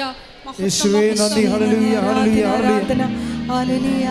ലൂക്ക 12:12 എന്താണ് പറയേണ്ടതെന്ന് ആ സമയത്ത് പരിശുദ്ധാത്മാവ് നിങ്ങളെ പഠിപ്പിക്കും. അതാണ് ആ സമയം, at a time, on time, ലൈവായിട്ട്. അത് നമ്മൾ, അതായത് ചില സമയത്ത് കോടതിയിലായാലും പോലീസ് സ്റ്റേഷനിലായാലും അതുപോലെ തന്നെ വേറെ എവിടെയായാലും ഈ അറ്റ് എ ടൈം മെമ്മറി എന്ന് പറയുന്നത് വിവേകവുമായി ബന്ധപ്പെട്ട സംഭവമാണ്. വിവേകം, വിജ്ഞാനം, ജ്ഞാനപരവുമായിട്ട് ബന്ധപ്പെട്ടതാണ്. ജ്ഞാനപരത്തിൽ നിന്നാണ് അറ്റ് എ ടൈം മെമ്മറി കിട്ടുന്നത്. ഇപ്പം മദർ തെരേസയുടെ തെണ്ടി നടക്കുകയായിരുന്നു ഒരേ സ്ഥലത്ത്, അല്ലെ? മക്കൾ കുറേയധികം ഭയങ്കര ഡിസേബിളായിട്ടുള്ള ആൾക്കാരുള്ള കാരണം മദർ അവർക്ക് വേണ്ടി ഭക്ഷണത്തിന് വേണ്ടി കൽക്കട്ടയുടെ തെരുവിൽ ആദ്യ കാലങ്ങളൊക്കെ ഓരോ സമയത്ത് ഓരോ കടയിൽ പോയി തെണ്ടുമായിരുന്നു പാത്രം കാണിച്ച്. അപ്പോൾ ഉടനെ അവർ ചിലർ തുപ്പിയൊക്കെ ഇട്ടിട്ടുണ്ട്. നമ്മൾ ചരിത്രം വായിച്ചിട്ടുണ്ട്. അപ്പോൾ മദർ എന്താ പറയണത്? That's okay, this is for me. ഇനി എനിക്ക് എൻ്റെ മക്കൾക്കുള്ളത് തരാൻ പറയും. ഇത് എനിക്കുള്ളതാണ്, ഇനി എൻ്റെ മക്കൾക്കുള്ളത്. അത് അറ്റ് എ ടൈം മെമ്മറി എന്ന് പറയുന്നത് ജ്ഞാനപരവാ. അയാളുടെ ഹൃദയം അലിഞ്ഞുപോയി. ആ സമയത്ത് നിങ്ങൾ അതാണ് ലൂക്ക 12 അതായത് നിങ്ങൾ എന്താണ് പറയേണ്ടതെന്ന് ആ സമയത്ത് അറിവ് തരും. അക്കരെ ആ മനുഷ്യൻ്റെ ഹൃദയം ഇളക്കാൻ വേണ്ടി, മലകളെ നിരപ്പാക്കാൻ വേണ്ടി, ഇരുമ്പോടാമ്പൽ ഒടിക്കാൻ വേണ്ടി, പിച്ചളവായി തകർക്കാൻ വേണ്ടി ഞാൻ നിൻ്റെ കൂടെ വരുമെന്ന് പറയുമ്പോൾ ആത്മാവിൻ്റെ വരവാണത്, ജ്ഞാനപരത്തോടെ വരവാണത്, കൃപയിലുള്ള വരവാണത്. ആത്മാവിനെ നഷ്ടപ്പെടുത്തരുത്, നീരുവിരിയമാക്കണമെന്ന് ഈശോ പറഞ്ഞതിൻ്റെ അർത്ഥപ്രധാനം കൈയടിച്ച് കിടത്താൻ ശ്രദ്ധിക്കട്ടെ.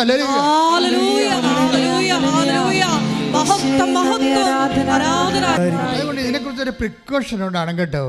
കാര്യം ഉടമ്പടി ഇപ്പോൾ നമ്മൾ ആദ്യം പറഞ്ഞ എസെക്കിയേൽ 37:14 അനുസരിച്ച് കൊണ്ട് നമ്മുടെ ലൈഫ് കയ്യിൽ നിന്ന് വിട്ടുപോയാൽ അതിനെ റീഇൻസ്റ്റേറ്റ് ചെയ്യണത് എല്ലാം എന്താ ചെയ്യണത്? റീസെറ്റിൽ ചെയ്യണത് എല്ലാം എന്താണ്? പരിശുദ്ധാത്മാവാണ്. ഞാൻ നിന്നെ എൻ്റെ ആത്മാവ് നിങ്ങളെ കയക്കും. I will resettle you in your own soil. അതാണ് അവസാനം പറഞ്ഞിരിക്കുന്നത്. നിൻ്റെ സ്ഥലത്ത് തന്നെ, നിനക്ക് യുക്തമായ സ്ഥലത്ത്, നിൻ്റെ സ്ഥലത്തെന്ന് പറയുമ്പോൾ നിൻ്റെ അപ്പനിടയ്ക്ക് നിനക്ക് ഓഹരി കിട്ടിയ സ്ഥലമെന്നല്ല അർത്ഥം. നിൻ്റെ ജീവിതം പുലരാൻ ദൈവ പൈതലേ, നിനക്ക് അനുയോജ്യമായ സ്ഥലത്ത് നിന്നെ കർത്താവ് പുനഃസ്ഥാപിക്കും. കൈയടിച്ച് കർത്താവ് എസെക്കിയേൽ 37:14 എൻ്റെ ആത്മാവിനെ പറഞ്ഞേ, ഞാൻ നിങ്ങളെ നിവേശിപ്പിക്കാം, നിങ്ങൾ ജീവിക്കാം, ഞാൻ നിങ്ങളെ നിങ്ങളുടെ സ്വന്തം ദേശത്ത് വാസമർപ്പിക്കാം. Your own soil. Your own soil എന്ന് പറയുന്നത് എന്താണ്? നിനക്ക് നിൻ്റെ ജീവിതം പുലരാൻ അനുയോജ്യമായ ഇടമാണ്. അതാണ് യുവർ ഓൺ സോയിൽ. നിനക്ക് നിൻ്റെ ജീവിതം പുലരാൻ ഭയങ്കര ആഴമായ അർത്ഥമാണ്. ചിലപ്പോൾ കാനഡയിലായിരിക്കും, ചിലപ്പോൾ ഇംഗ്ലണ്ടിലായിരിക്കും, ചിലപ്പോൾ വേറെ രാജ്യങ്ങളായിരിക്കും, ചിലപ്പോൾ നമ്മുടെ രാജ്യത്ത് തന്നെയായിരിക്കും. ഇൻ യുവർ ഓൺ സോയിൽ ദൈവം നിനക്ക് കൽപ്പിച്ച് നൽകിയിരിക്കുന്ന ഇടത്ത് നിന്നെ എത്തിക്കും. എപ്പോഴാണ്? ഞാൻ എൻ്റെ ആത്മാവിനെ നിങ്ങളിലേക്ക് ആകർഷിപ്പിക്കും. പ്രാർത്ഥിക്കുക. കർത്താവേ, നിന്റെ ആഗ്രഹപ്രകാരം ഹിതപ്രകാരം എനിക്കായി നിശ്ചയിച്ചിരിക്കുന്ന എൻ്റെ ജീവിതം പുലരാനുള്ള ഭൗതിക സാഹചര്യങ്ങള് എനിക്ക് വേണ്ടി നീ ഒരുക്കുമെന്ന അത് എന്നിൽ ചൊരിയുന്ന ആത്മാവിന്റെ ഫലത്താലാണെന്ന് എന്നെ മനസ്സിലാക്കി തന്നതിന് ഞാൻ നിനക്ക് നന്ദി പറയുന്നു. ഇതുകൊണ്ട് തന്നെയാണ് ഈ ആത്മാവിൻ്റെ ഒരു പ്രവർത്തനത്തിന് വിഖ്യാതമായി വരുന്ന നിലപാടുകൾ, പെരുമാറ്റ രീതികൾ നമ്മൾ ഒഴിവാക്കണമെന്ന് പറയുന്നത്. Ephesians 4:29. Take the word of God. ശ്രദ്ധിക്കട്ടെ. ഹല്ലേലൂയ, ഹല്ലേലൂയ, ഹല്ലേലൂയ, ഹല്ലേലൂയ, ഹല്ലേലൂയ. യേശുവേ നന്ദി, നന്ദി, നന്ദി. ഹല്ലേലൂയ, ഹല്ലേലൂയ. എഫെസോസ് 4:29. നിങ്ങളുടെ അധരങ്ങളിൽ നിന്ന് തിന്മയുടെ വാക്കുകൾ പുറപ്പെടാതിരിക്കട്ടെ. അതാണ് പ്രശ്നം. നിങ്ങളുടെ അധരങ്ങളിൽ നിന്ന് പറഞ്ഞേ, നിങ്ങളുടെ അധരങ്ങളിൽ നിന്ന് തിന്മയുടെ വാക്കുകൾ പുറപ്പെടാതിരിക്കട്ടെ. കേൾവിക്കാർക്ക് ആത്മീയ ചൈതന്യം പ്രദാനം ചെയ്യുന്നതിനായി അവരുടെ ഉന്നതിക്കുതകും വിധം നല്ല കാര്യങ്ങൾ സന്ദർഭമനുസരിച്ച് സംസാരിക്കുവിൻ. രക്ഷയുടെ ദിനത്തിനു വേണ്ടി നിങ്ങളെ മുദ്രിതരാക്കിയ ദൈവത്തിന്റെ പരിശുദ്ധാത്മാവിനെ വേദനിപ്പിക്കരുത്. അപ്പോൾ സംസാരിക്കുകയാണെങ്കിൽ അത് സെക്കൻഡ് പാർട്ടിക്ക് ഗുണകരമായ കാര്യങ്ങളായിരിക്കണം, അല്ലെങ്കിൽ സംസാരിക്കാതിരിക്കുന്നതായിരിക്കും നല്ലത്. എന്താ കാര്യം എന്നറിയാവോ? ഇപ്പം നീതിയുടെ വിഷയമാണെങ്കിൽ നീതിയുടെ പക്ഷത്തു നിന്ന് സംസാരിക്കണം, സത്യത്തിൻ്റെ വിഷയമാണെങ്കിൽ സത്യത്തിൻ്റെ പക്ഷത്തു നിന്ന് സംസാരിക്കണം. അല്ല, സംസാരിക്കാതിരിക്കേണ്ട അവസ്ഥയില്ല അവിടെ. പക്ഷേ അതിൻ്റെ പേരിൽ നിന്നെ ഇപ്പോൾ തന്തൊക്കെ വിളിച്ചെന്ന് പറഞ്ഞാൽ നീയും തിരിച്ചു വിളിക്കുമ്പോൾ സ്വാഭാവികമായിട്ടും നീ അവരും തമ്മിൽ എന്നാ വ്യത്യാസം ഇരിക്കണത്? ഉടമ്പടിയിലുള്ളവർ ദൈവമായിട്ട് ഉടമ്പടിയിലുള്ള കാര്യം മറന്നു പോകരുത്. ടിൻഡുവിൻ്റെ സാക്ഷ്യമുണ്ട് കഴിഞ്ഞ ദിവസത്തെ. ടിൻഡുവിൻ്റെ സാക്ഷ്യം എന്ന് പറയുന്നത്, ടിൻഡു മാനന്തവാടിയാണ്. അപ്പോഴെന്താ പ്രശ്നം വെച്ച് കഴിഞ്ഞാൽ, അവർക്ക് ഭർത്താവിനും ഭാര്യയ്ക്കും കുഞ്ഞിനും വിസ വേണം, നടക്കണില്ല. അവർ ഉടമ്പടി ചെയ്തിട്ട് ടിൻഡു എന്താ ചെയ്തതെന്നറിയാവോ? ഇത് നടക്കണില്ലെന്ന് കണ്ടപ്പോൾ അവരെന്താ ചെയ്തതെന്ന് വെച്ചാൽ അവിടെ പ്രേക്ഷിത പേര് ഡബിളല്ലവരെ അവർ പറഞ്ഞേ, ഒരു കെട്ട് പത്രമാണ് ഞാൻ മേടിക്കേണ്ടത്, അതിന് പകരം ഞാൻ 4 കെട്ട് പത്രം മേടിച്ചു. ഒരു ചുമടുണ്ടായിരുന്നു ഞങ്ങളുടെ വണ്ടിയിൽ വേറെ ഒരു ചുമടുണ്ടായിരുന്നു, ഞങ്ങളുടെ ലഗേജ് എല്ലാം കൂടി. എന്നിട്ട് ഞാനും ഭർത്താവും കൂടി അതെല്ലാം ഓടി നടന്ന് ഞങ്ങളുടെ നാട്ടിൽ തന്നെ കൊടുത്തു. ചില ആൾക്കാർ നാട്ടിൽ കൊടുക്കണില്ല. ചില ആൾക്കാർ ഉടമ്പടി കൃപാസനം പത്രം നാട്ടിൽ കൊടുക്കണില്ല. അവരിവിടെല്ലാം പോയിട്ട് ഞാൻ തമിഴ്നാട്ടിലൊക്കെയാണ് കൊടുക്കുന്നത്. എന്നെ കണ്ടാൽ മിണ്ടല്ലേ എന്ന് പറഞ്ഞു. അതാണ് പ്രശ്നം. ചില ആൾക്കാർക്ക് അപ്പം തന്നെ നിങ്ങളുടെ കാര്യത്തിൽ തീരുമാനമായില്ലേ, നിങ്ങൾ ദൈവത്തെ പുച്ഛിക്കുന്നു എന്നുള്ളതും കാര്യം കാണാൻ വേണ്ടി നിങ്ങൾക്ക് കാര്യം കരകയും ചെയ്യണം, കിറിയും നന്നാകണം. എന്ത് കഷ്ടമാണ്. കാരണം ഞാൻ കിറി നന്നാകുക ഇല്ല. അപ്പോൾ ഇതിൻ്റെ ഒരു അപമാനമുണ്ട്. ഇത് ഡിസ്റ്റാറ്റസിങ്ങിൻ്റെ ഒരു ലോ സ്റ്റാറ്റസിങ് ഉണ്ട്. ഞാൻ കൃപയുടെ വഴികൾ ഇപ്പം നമ്മൾ പറഞ്ഞില്ലേ, ഇത് പെക്ഷിത്ത ബൈബിൾ എന്താ പറയണത്? POC ആണ് പറയണത്, നിങ്ങളുടെ ആത്മാവിനെ നന്മയുടെ നല്ല വാക്കുകൾ പക്ഷേ പെക്ഷിത്ത ട്രാൻസ്ലേഷൻ എന്താ പറയുന്നത് അറിയാവോ? കൃപയുടെ വാക്കുകൾ എന്നാണ് പറയണത്. മറ്റുള്ളവന് ഉന്നതി ഉണ്ടാകാൻ വേണ്ടി കൃപയുടെ വാക്കുകൾ സംസാരിക്കണമെന്ന്. അപ്പോൾ എന്ന് വെച്ച് കഴിഞ്ഞാൽ എന്താ സംഭവിച്ചു കഴിഞ്ഞാൽ, നമ്മളെ കർത്താവിന് എവിടെയാണ് കൊടുക്കാൻ ചാലഞ്ച് ഉള്ളത് അവിടെയാണ് അത് ചെയ്യേണ്ടത്. നിങ്ങളെ ഈസി സോണിലേക്കാണ് പോണത്.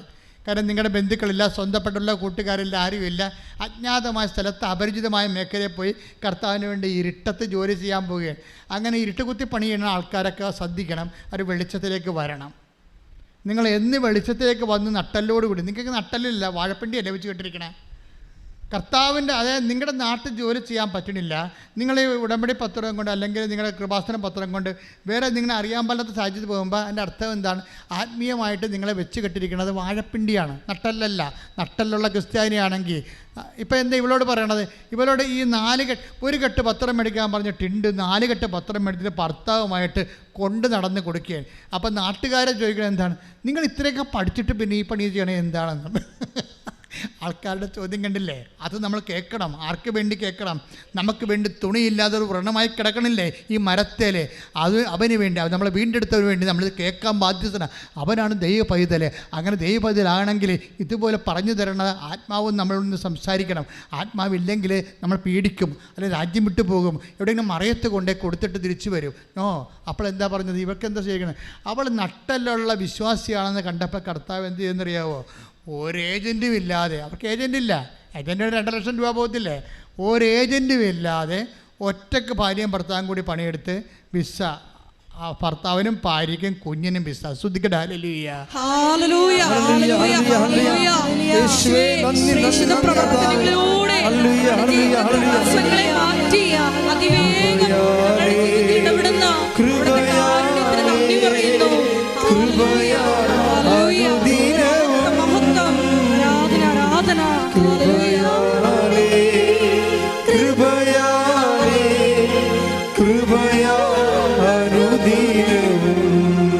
പരിശുദ്ധ പരമദിവ്യകാരുണ്യത്തിന് ആരാധനയും സ്തുതിയും പുകഴ്ചയും ഉണ്ടായിരിക്കട്ടെ. നിങ്ങളെ കർത്താവിൻ്റെ ഈ എന്താണ് ഇത്, സായിപ്പിനെ കാണുമ്പോൾ കവാത്ത് മറക്കണം എന്ന് പറഞ്ഞ പോലെ, അതായത് നിങ്ങൾ സ്വന്തം നാട്ടുകാരെയൊക്കെ കണ്ടു കഴിയുമ്പോൾ ഉടനെ വിശ്വാസം മറക്കും. എന്നിട്ട് പിന്നെ അവിടേക്കൊന്ന് മുങ്ങിയിട്ട് വേറെ രാജ്യത്ത് പോയി നിങ്ങളെ പരിചയമുള്ള സ്ഥലത്ത് പോയി പ്രേക്ഷിത വേറെ ചെയ്യും. ഇതൊരു നട്ടലില്ലായ്മയാണ്. ശരിക്കും നട്ടലിനോടുകൂടി കർത്താവിൻ്റെ തിരുസന്നിധി വന്നിട്ട് നിങ്ങൾ ഞാൻ വിശ്വാസിയാണ് എന്ന് ഏറ്റു പറയുന്ന സമയത്ത് വെച്ച് ദൈവം നിങ്ങളെ ഏറ്റെടുക്കും. കൈയിടിച്ച് കർത്താവ്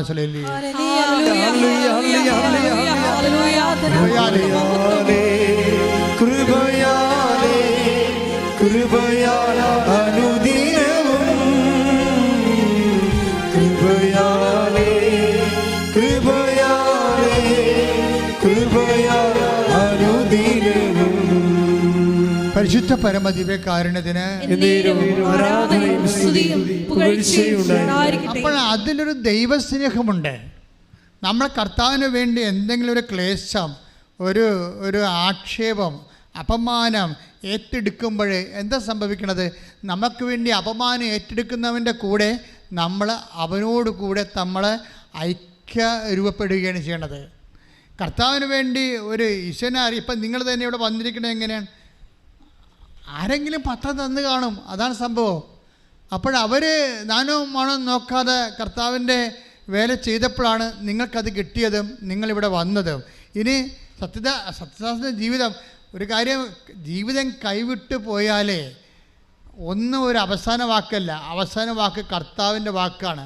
ഞാൻ ഈ ദിവസങ്ങളിൽ വേറൊരു സാക്ഷ്യം കേട്ട്, അനിഷ, അതായത് അനിഷ വടക്കാഞ്ചേരി തൃശ്ശൂർ. അനിഷയുടെ വിഷയം എന്താണെന്നറിയാവോ? അനിഷ 4.5 കൊല്ലമായിട്ട് അനിഷയ്ക്ക് മക്കളില്ല. 4.5 കൊല്ലമായിട്ട് അനിഷയ്ക്ക് മക്കളില്ല. അപ്പോൾ എന്താ പ്രശ്നം? അവർക്ക് ഈ ഓട്ടോ ഇമ്മ്യൂൺ ഡിസീസ് ഉണ്ട്. ശരീരത്തിന് തിന്നുന്ന ഒരു തരം സംഭവമാണ്, മരുന്നില്ല അതിന്.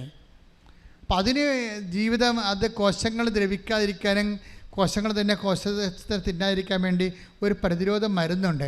അതിങ്ങനെ കഴിച്ചു വരുമ്പോൾ പിന്നെ വേറൊരു ശരീരമായി മാറും. അപ്പോൾ ഇങ്ങനെ അതുകൊണ്ട് ഇതിന് പ്രഗ്നൻ്റ് ആകാനൊന്നും പറ്റത്തില്ല. അപ്പോൾ ഡോക്ടർ പറഞ്ഞ് പ്രഗ്നൻ്റ് ആകാൻ പറ്റത്തില്ല, മരുന്ന് നിർത്തിയാൽ നീ മരിക്കും, മരുന്ന് നിർത്തിയില്ലെങ്കിൽ കൊച്ചു മരിക്കും. അപ്പോൾ അതുകൊണ്ട് പ്രഗ്നൻ്റ് ആകാൻ പറ്റത്തില്ലെന്ന് പറയും. അപ്പോൾ പ്രഗ്നൻ്റ് ആകാൻ പറ്റത്തില്ലെന്ന് മനുഷ്യർ പറയുമ്പോൾ അവരെന്താ ചെയ്യണത്? അവർ വന്നിട്ട് ഉടമ്പടി ചെയ്യും. ഉടമ്പടി ചെയ്യുമ്പോൾ എന്താണ്? അമ്മ ഇന്നിപ്പോൾ കേരളത്തിൽ ആരെയും ഇങ്ങനെ ഉമ്മാക്കി കാണിച്ച് പേടിപ്പിക്കാൻ പറ്റത്തില്ല. കേരളത്തിലുള്ളവർ വിശ്വാസമുള്ളവരാണ്. അതെന്താ പറയുക? അവർ പറയും ഞങ്ങൾ അമ്മയുടെ അടുത്ത് ഇത് കാണട്ടെ, അമ്മയെ കണ്ട് സംസാരിക്കട്ടെ എന്ന് പറയും. അപ്പോൾ എൻ്റെ അടുത്ത് ഇവിടെ വന്നു വെച്ചാൽ ഞാൻ പറഞ്ഞു, നീ ഒരു പണി ചെയ്യും, നീ ആ മരുന്ന് നിർത്താൻ നിൽക്കണ്ട, അത് പ്രശ്നമൊന്നുമില്ല, ഉടമ്പടിത്തേലും വയറ്റത്തേക്കാൻ പറയും. ഉടമ്പടിത്തേലും ആ സാക്ഷി നിങ്ങൾ കേൾക്കണം. അപ്പോഴെന്നെ സംഭവിച്ചിരിക്കണമെന്ന് വെച്ച് കഴിഞ്ഞാൽ ഇപ്പോഴവളെ ഇരട്ട പ്രസവിച്ചിരിക്കണം. ശ്രദ്ധിക്കട്ടെ. ഹല്ലേലൂയ, അതാണ് ഞാൻ നിങ്ങൾ സാക്ഷ്യം നിങ്ങൾ കേൾക്കണം. സാക്ഷ്യം കേട്ടിട്ട് അത് 2 കൊച്ചുങ്ങളായപ്പോൾ ഡോക്ടർ പറഞ്ഞു അത് സിസേറിയനാണെന്ന് പറഞ്ഞു. അപ്പോൾ അവൾ പറഞ്ഞു സിസേറിയൻ അല്ല, ഇത് സിസേറിയൻ അല്ല.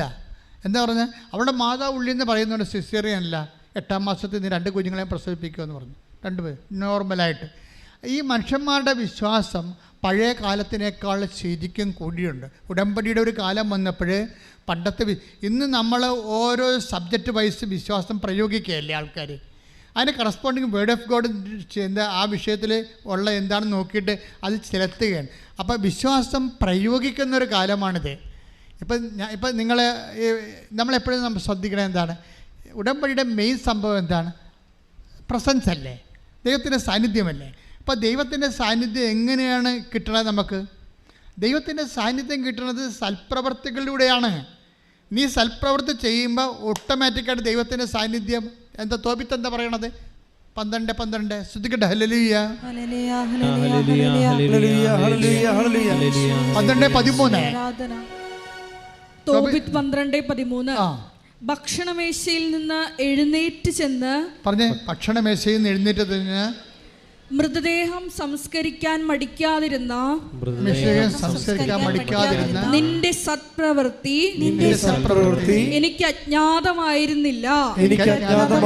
ഞാൻ നിന്നോടൊപ്പം ഉണ്ടായിരുന്നു.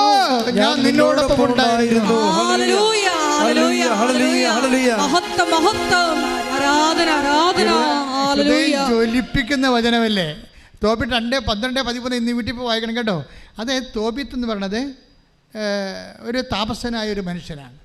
ഇസ്രായേൽക്കാരുടെ കാലത്ത്, ഇസ്രായേൽ തകർന്നു പോയൊരു കാലത്ത് ജീവിച്ച ഒരാളാണ്. അവരെല്ലാവരും ദേവാലയമൊക്കെ ഇടിച്ച് നിരത്തി, എല്ലാവരും ഡിയാസ്പൊറയിൽ പോയി ഒളിച്ചോടിയൊക്കെ. ഇപ്പോൾ മണിപ്പൂരിൽ നിന്നൊക്കെ നമ്മുടെ ആൾക്കാർ പോകുന്നില്ലേ മണിപ്പൂരിൽ നിന്ന്. മണിപ്പൂരിലെ അബദ്ധത്തിൽ കേരള സഭയ്ക്ക് അബദ്ധം പറ്റുമെന്ന് ഞാൻ പറയത്തുള്ളൂ. എന്നുവെച്ചാൽ മണിപ്പൂർ ആദ്യമേ തന്നെ വിശ്വാസികളെ ടാർഗറ്റ് ചെയ്തുകൊണ്ട് അവിടെ ബോധപൂർവമായിട്ട് വർക്കുണ്ടായിരുന്നു. ആ സമയത്തൊക്കെ നമ്മൾ പറഞ്ഞത് വർഗീയ കലഹമാണെന്നൊക്കെ പറഞ്ഞുകൊണ്ട് നമ്മൾ യാഥാർത്ഥ്യങ്ങൾ അഭിമുഖീകരിക്കുന്നതിൽ പിന്തിരിഞ്ഞു നിന്ന് എന്തോ താല്പര്യത്തിൻ്റെ പേരിൽ എന്തോ ആയിക്കൊള്ളട്ടെ. ഇപ്പോഴും സത്യം മനസ്സിലായില്ലേ? വിശ്വാസികളെ തിരഞ്ഞു പിടിച്ചവരെ കൊല്ലുകയും അതേസമയം തന്നെ വംശഹത്യ നടത്തുകയും ചെയ്യുന്ന ഒരു ഇവാക്യുവേഷൻ നടപടിയാണ് നടക്കുന്നത്. അത് പലതരത്തിലുള്ള മറ്റു രാജ്യങ്ങളിലൊക്കെ നടന്ന പോലെ, ഒരു കാലത്ത് സിറിയയിലൊക്കെ നടന്ന പോലെയുള്ളൊരു ഇവാക്യുവേഷൻ നടപടിയാണ് ഇന്ത്യയിൽ നടക്കുന്നത്. അത് സ്വാഭാവികമായിട്ട് കേന്ദ്ര ഗവൺമെൻറ് വളരെ ശക്തമായ രീതിയിൽ അവിടെ പ്രവർത്തിച്ചില്ല എന്നുണ്ടെങ്കിൽ ആ മണിപ്പൂർ മിക്കവാറും ഇന്ത്യ മുഴുവൻ അത് ട്രെൻഡാണ്. മണിപ്പൂർ ഒരു ട്രെൻഡാണ്. ഒരു വിശ്വാസ സമൂഹത്തെ തുടച്ചു നീക്കുക എന്നുള്ള ഒരു രഹസ്യ നിഗൂഢമായ അജണ്ടയുടെ ഒരു പരീക്ഷണശാലയാണത്. അവിടെ പ്രതിലോമ ശക്തികൾ വിജയിച്ചുകൊണ്ട് ഒരു വിശ്വാസ സമൂഹം തുടച്ചു നീക്കാൻ കഴിഞ്ഞാൽ ആ തുടച്ചു നീക്കൽ ഇന്ത്യ മുഴുവനും ഉണ്ടാകും. ഇതൊരു പ്രവചനമാണ്, നിങ്ങൾ കരുതിക്കോ. അതുകൊണ്ട് സഭ ഞാൻ കഴിഞ്ഞ ദിവസങ്ങളിൽ ബർത്ത്ഡേ വിഷ് ചെയ്യാൻ വേണ്ടി 2 പിതാക്കന്മാർ ഇവിടെ വന്നു. എൻ്റെ പിതാവും ജെയിംസ് ആനാവർമ്മൽ തിരുമേനിയും, അതുപോലെ തന്നെ കൊല്ലം പിതാവ് പോൾ മുല്ലശ്ശേരി പിതാവ്. അപ്പോൾ ഞാൻ പിതാക്കന്മാരോട് പറഞ്ഞു, പിതാക്കന്മാരെ, ആദിമസഭയുടെ കാലഘട്ടത്തിലേക്ക് നമ്മൾ തിരിച്ചു പോവുകയാണ്. നമ്മളുടെ ഏറ്റവും വലിയ നമ്മളുടെ ഇനിയുള്ള ജീവിതത്തിൽ നിലപാടെന്ന് വെച്ചാൽ ആദിമസഭ യാതൊരു കമ്മിറ്റ്മെൻറ്റും ഇല്ലാതെ ഒരു രഹസ്യ അജണ്ടയും ഒരു അടവ് നയവും ഒന്നുമില്ലാതെ ആത്മാവിൻ്റെ നയത്തിൽ പ്രവർത്തിച്ചതാണ്. ഇപ്പം അടവ് നയത്തിലല്ലേ സഭ പ്രവർത്തിക്കണത്. പക്ഷേ ആത്മാവിൻ്റെ നയത്തിൽ പ്രവർത്തിച്ച ആദിമസഭ 10 ദിവസം ജയിലിൽ കിടന്ന കാലത്ത് പ്രാർത്ഥിക്കുന്നൊരു സഭയുണ്ടായിരുന്നു. ആ പ്രാർത്ഥിക്കുന്ന സഭയാണ് സഭയുടെ കരുത്ത്. അല്ലാതെ സംഘടിത സഭയേക്കാൾ ഉപരി പ്രാർത്ഥിക്കുന്ന സഭയായിട്ട് സഭ കൺവേർട്ട് ചെയ്തില്ല എന്നുണ്ടെങ്കിൽ നമുക്ക് നിലനിൽപ്പില്ലാത്ത കാലമാണ് ഇവർ. നമ്മളെ രക്ഷിക്കാൻ ദൈവം മാത്രമാണെന്നുള്ളത് തിരിച്ചറിയേണ്ട അപ്പോസ്തലന്മാരാണെന്ന് ഞാൻ പിതാക്കന്മാരോട് കാഷ്വാലിറ്റി ആയിട്ട് പറഞ്ഞു. പക്ഷേ പിതാക്കന്മാർ സമ്മതിച്ചു. എന്താ കാര്യം? പ്രാർത്ഥിക്കേണ്ട സമയമാണ്. ഇത് ബിഷപ്പ് ഹൗസിലൊക്കെ ഉള്ള പ്രാർത്ഥനകളെക്കുറിച്ച് അവരെന്നോട് സംസാരിച്ചു. ഞാൻ നിങ്ങളോടും പറയുന്നു, നമ്മളെ കുറ്റം പറയേണ്ട കാര്യമില്ല. അപ്പോൾ കേന്ദ്ര ഗവൺമെൻറ് ആണെങ്കിൽ പോലും അവിടെ കറക്റ്റായിട്ട് ആൾക്കാർ പട്ടാളത്തിൽ നിയമിച്ചിട്ടുണ്ട്. എങ്കിലും അതേസമയം തന്നെ അവിടെ വിശ്വാസവേട്ട നടക്കുകയും ചെയ്യുന്നുണ്ട്. അപ്പോൾ നമ്മൾക്ക് ഈ സമയത്തൊക്കെ പരസ്പരം കുറ്റം പറഞ്ഞ് ആരുടെയും പഴിചാരുന്നതിന് പകരം പരസ്പരം പറ്റുന്ന തരത്തിൽ പ്രാർത്ഥിച്ച് അവരുടെ നടപടിക്രമങ്ങളെയും, ഇപ്പോൾ സെൻട്രൽ ഗവൺമെൻറ് ആയാലും ശരി, അവരുടെ സമാധാനം സ്ഥാപിക്കാനുള്ള ശ്രമങ്ങളെ, സമാധാനം സ്ഥാപിക്കുന്നവർ ഭാഗ്യവാന്മാർ, അവർ ദൈവപുത്രൻ വിളിക്കപ്പെടുമെന്ന് ഈശോ പറഞ്ഞെങ്കിൽ അങ്ങനെ ദൈവപുത്രക്കടുത്ത സമാധാന ശ്രമം ഗവൺമെൻറ്റിൻ്റെ ഭാഗത്തുണ്ടായാൽ അത് ഏത് ഗവൺമെൻറ് ആയാലും ഏത് സംസ്ഥാന ഗവൺമെൻറ് ആയാലും അതുപോലെ തന്നെ പരസ്പരം പറഞ്ഞ് വിഘടിപ്പിച്ച് വീണ്ടും പുണ്ണിനെ ചിരണ്ടി പഴുപ്പിക്കുന്നതിന് പകരം നിങ്ങളെല്ലാവരും അപ്പോസ്തല തീക്ഷ്ണതയോടെ പ്രാർത്ഥിക്കണം. നമ്മളെ പരിശുദ്ധ അമ്മ ജീവനോടെ മധ്യസ്ഥം വഹിക്കുന്ന ഈ സമയത്ത്, അതുപോലെ തന്നെ പരിശുദ്ധ കുർബാന ജ്വലിച്ചു നിൽക്കുന്ന സമയത്ത്, മണിപ്പൂറിന് വേണ്ടി എവിടെയെല്ലാം വിശ്വാസത്തിൽ എവിടെയെല്ലാം പ്രശ്നങ്ങളുണ്ടാകുന്നു, വിശ്വാസികൾ എവിടെയെല്ലാം പീഡിപ്പിക്കപ്പെടുന്നു, എവിടെയെല്ലാം രക്തസാക്ഷികളാകുന്നു, അവിടെയെല്ലാം കർത്താവിൻ്റെ കരുണ അപ്പോസ്തലന്മാരുടെ കാലഘട്ടത്തിൽ എന്നതുപോലെ, പരിശുദ്ധാത്മാവിൻ്റെ കാലഘട്ടത്തിൽ എന്നതുപോലെ ഇപ്പോൾ കർത്താവെ ഞങ്ങളെല്ലാ സഭകളെയും, മണിപ്പൂരിലെ സഭയെയും നാട്ടിലെ സഭകളെയും അതുപോലെ തന്നെ ലോകം മുഴുവനുമുള്ള എല്ലാ സഭകളെയും കർത്താവെ സമർപ്പിച്ചുകൊണ്ട് കണ്ണുനീരോടെ പ്രാർത്ഥിക്കുന്ന കർത്താവെ, എവിടെയെല്ലാം വിശ്വാസികൾ പീഡിപ്പിക്കപ്പെടുന്നു, എവിടെയെല്ലാം വീടും കൂടെ നഷ്ടപ്പെട്ടവർക്ക് ഓടേണ്ടി വരുന്നു, പാലായനം ചെയ്യപ്പെടുന്നു, എവിടെയെല്ലാം വേരുകൾ കർത്താവ് പറിച്ചെറിയപ്പെടുന്നു, തൂത്തെറിയപ്പെടുന്നു, അവിടെയെല്ലാം കർത്താവിൻ്റെ കൃപ പരിശുദ്ധമായ യേശു ക്രിസ്തുവിൻ്റെ വിശുദ്ധമായ രക്തത്താൽ അവരെ വീണ്ടെടുത്തതുപോലെ അവരെ ജനനിർത്തണമേ, സംരക്ഷിക്കണമേ, സൂക്ഷിക്കട്ടെ.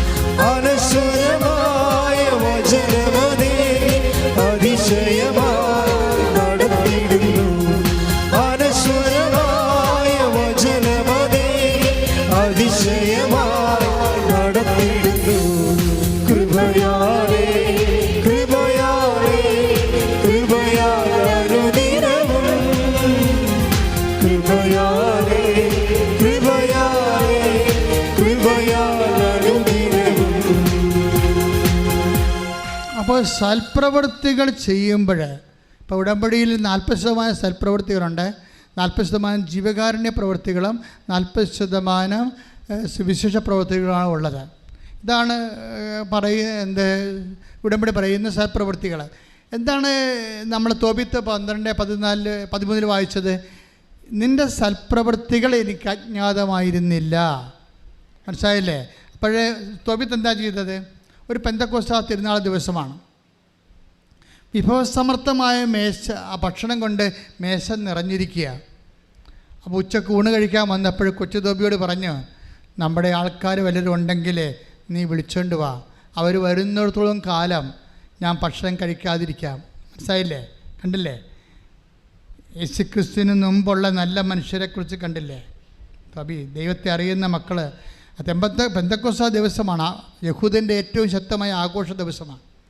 അപ്പോൾ വിഭവസമർത്ഥമായ ഭക്ഷണം കൊണ്ട് മേശ നിറഞ്ഞിരിക്കുമ്പോൾ തോബിത്ത് ഉച്ചക്ക് ഭക്ഷണം കഴിക്കാൻ വരുമ്പോൾ മകനോട് പറയും, ഞാൻ ഭക്ഷണം കഴിക്കുന്ന മുമ്പ് നമ്മുടെ കൂട്ടത്തിൽ ആരെങ്കിലും പട്ടണങ്ങളിൽ അരഞ്ഞു നടക്കുന്നുണ്ടെങ്കിൽ അവരെ വിളിച്ചോണ്ട് വാ, അവർ വരുന്നവരെ ഞാൻ ഭക്ഷണം കഴിക്കാതിരിക്കാം. ഓ, എന്തൊരു മനസ്സാണ്, എന്തൊരു സഹോദര സ്നേഹമാണ്. അപ്പോൾ ഉടനെ അവൻ പോയിട്ട് പെട്ടെന്ന് പട്ടണത്തിൽ പോയി നോക്കിയിട്ട് പോയി അണച്ച് പെട്ടെന്ന് വരും. എന്താ പറഞ്ഞു പറയും, ഒരു മൃഗത്തെ നമ്മുടെ കൂട്ടത്തിൽ ഒരാളെ കൊന്നിട്ടിരിക്കണം അവിടെ. അയ്യോ എന്ന് പറയുമ്പോൾ അപ്പോൾ ഞാൻ ഭക്ഷണം തൊട്ട് നോക്കുക പോലും ചെയ്യാതെ അങ്ങോട്ട് ഓടിയെന്നാണ് ഉച്ചക്ക്. പിന്നെ ആ ആളെ സാപത്തല്ലേ, മറവ് ചെയ്യാൻ പറ്റത്തില്ല. സൂര്യൻ അസ്തമിക്കത്തോളം കാലം ആ ജഡം മറച്ച് വെച്ചിട്ട് അവിടെ കുത്തിയിരുന്നു. അവിടെയാണ് പ്രശ്നം. അപ്പോൾ സൽപ്രവൃത്തിയാണ്. ഇങ്ങനെ നീ ചെയ്യുന്ന സൽപ്രവൃത്തികൾ അത് രഹസ്യമായാലും എനിക്ക് അജ്ഞാതമല്ലെന്നാണ് കർത്താവിൻ്റെ വചനം. ആ സൽപ്രവൃത്തി മാത്രം വായിച്ച് 12-13 ശ്രുതികട്ടെ. ഹല്ലേലൂയ, ഹല്ലേലൂയ, ഹല്ലേലൂയ, ഹല്ലേലൂയ, ഹല്ലേലൂയ. യേശുവേ നന്ദി, നന്ദി, ഹല്ലേലൂയ, ഹല്ലേലൂയ. ഭക്ഷണമേശയിൽ നിന്ന് എഴുന്നേറ്റ് ചെന്ന് മൃതദേഹം സംസ്കരിക്കാൻ മടിക്കാതിരുന്ന നിന്റെ സൽപ്രവൃത്തി എനിക്ക് അജ്ഞാതമായിരുന്നില്ല, ഞാൻ നിന്നോടൊപ്പം ഉണ്ടായിരുന്നു. ആ സൽപ്രവൃത്തി എനിക്ക് അജ്ഞാതമായിരുന്നില്ല. കാരണം എന്താണ്? ആ സൽപ്രവൃത്തി നീ ചെയ്യുമ്പോൾ ഞാൻ നിന്നോടൊപ്പം ഉണ്ടായിരുന്നു. ഞാൻ നിങ്ങളോട് പറയത്തില്ലേ നിങ്ങൾ രോഗികളെ പോയി കാണണം, ആശുപത്രിയിൽ പോയി കാണണമെന്നൊക്കെ. നിങ്ങൾ നഗ്നന്മാർക്ക് ഭക്ഷണം വസ്ത്രം കൊടുക്കണം.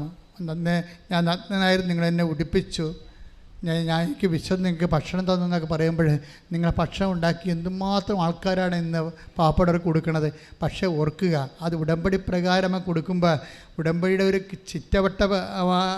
ചിറ്റവൃത്തിയായിട്ട് നിങ്ങൾ കണക്കാക്കരുത്. മറിച്ചെന്താണ്, ആ സമയത്തെല്ലാം ദൈവത്തിൻ്റെ സാന്നിധ്യം ഉണ്ടാകും. ഉടമ്പടി ലക്ഷ്യം വെക്കുന്ന ദൈവത്തിൻ്റെ സാന്നിധ്യമാണ്.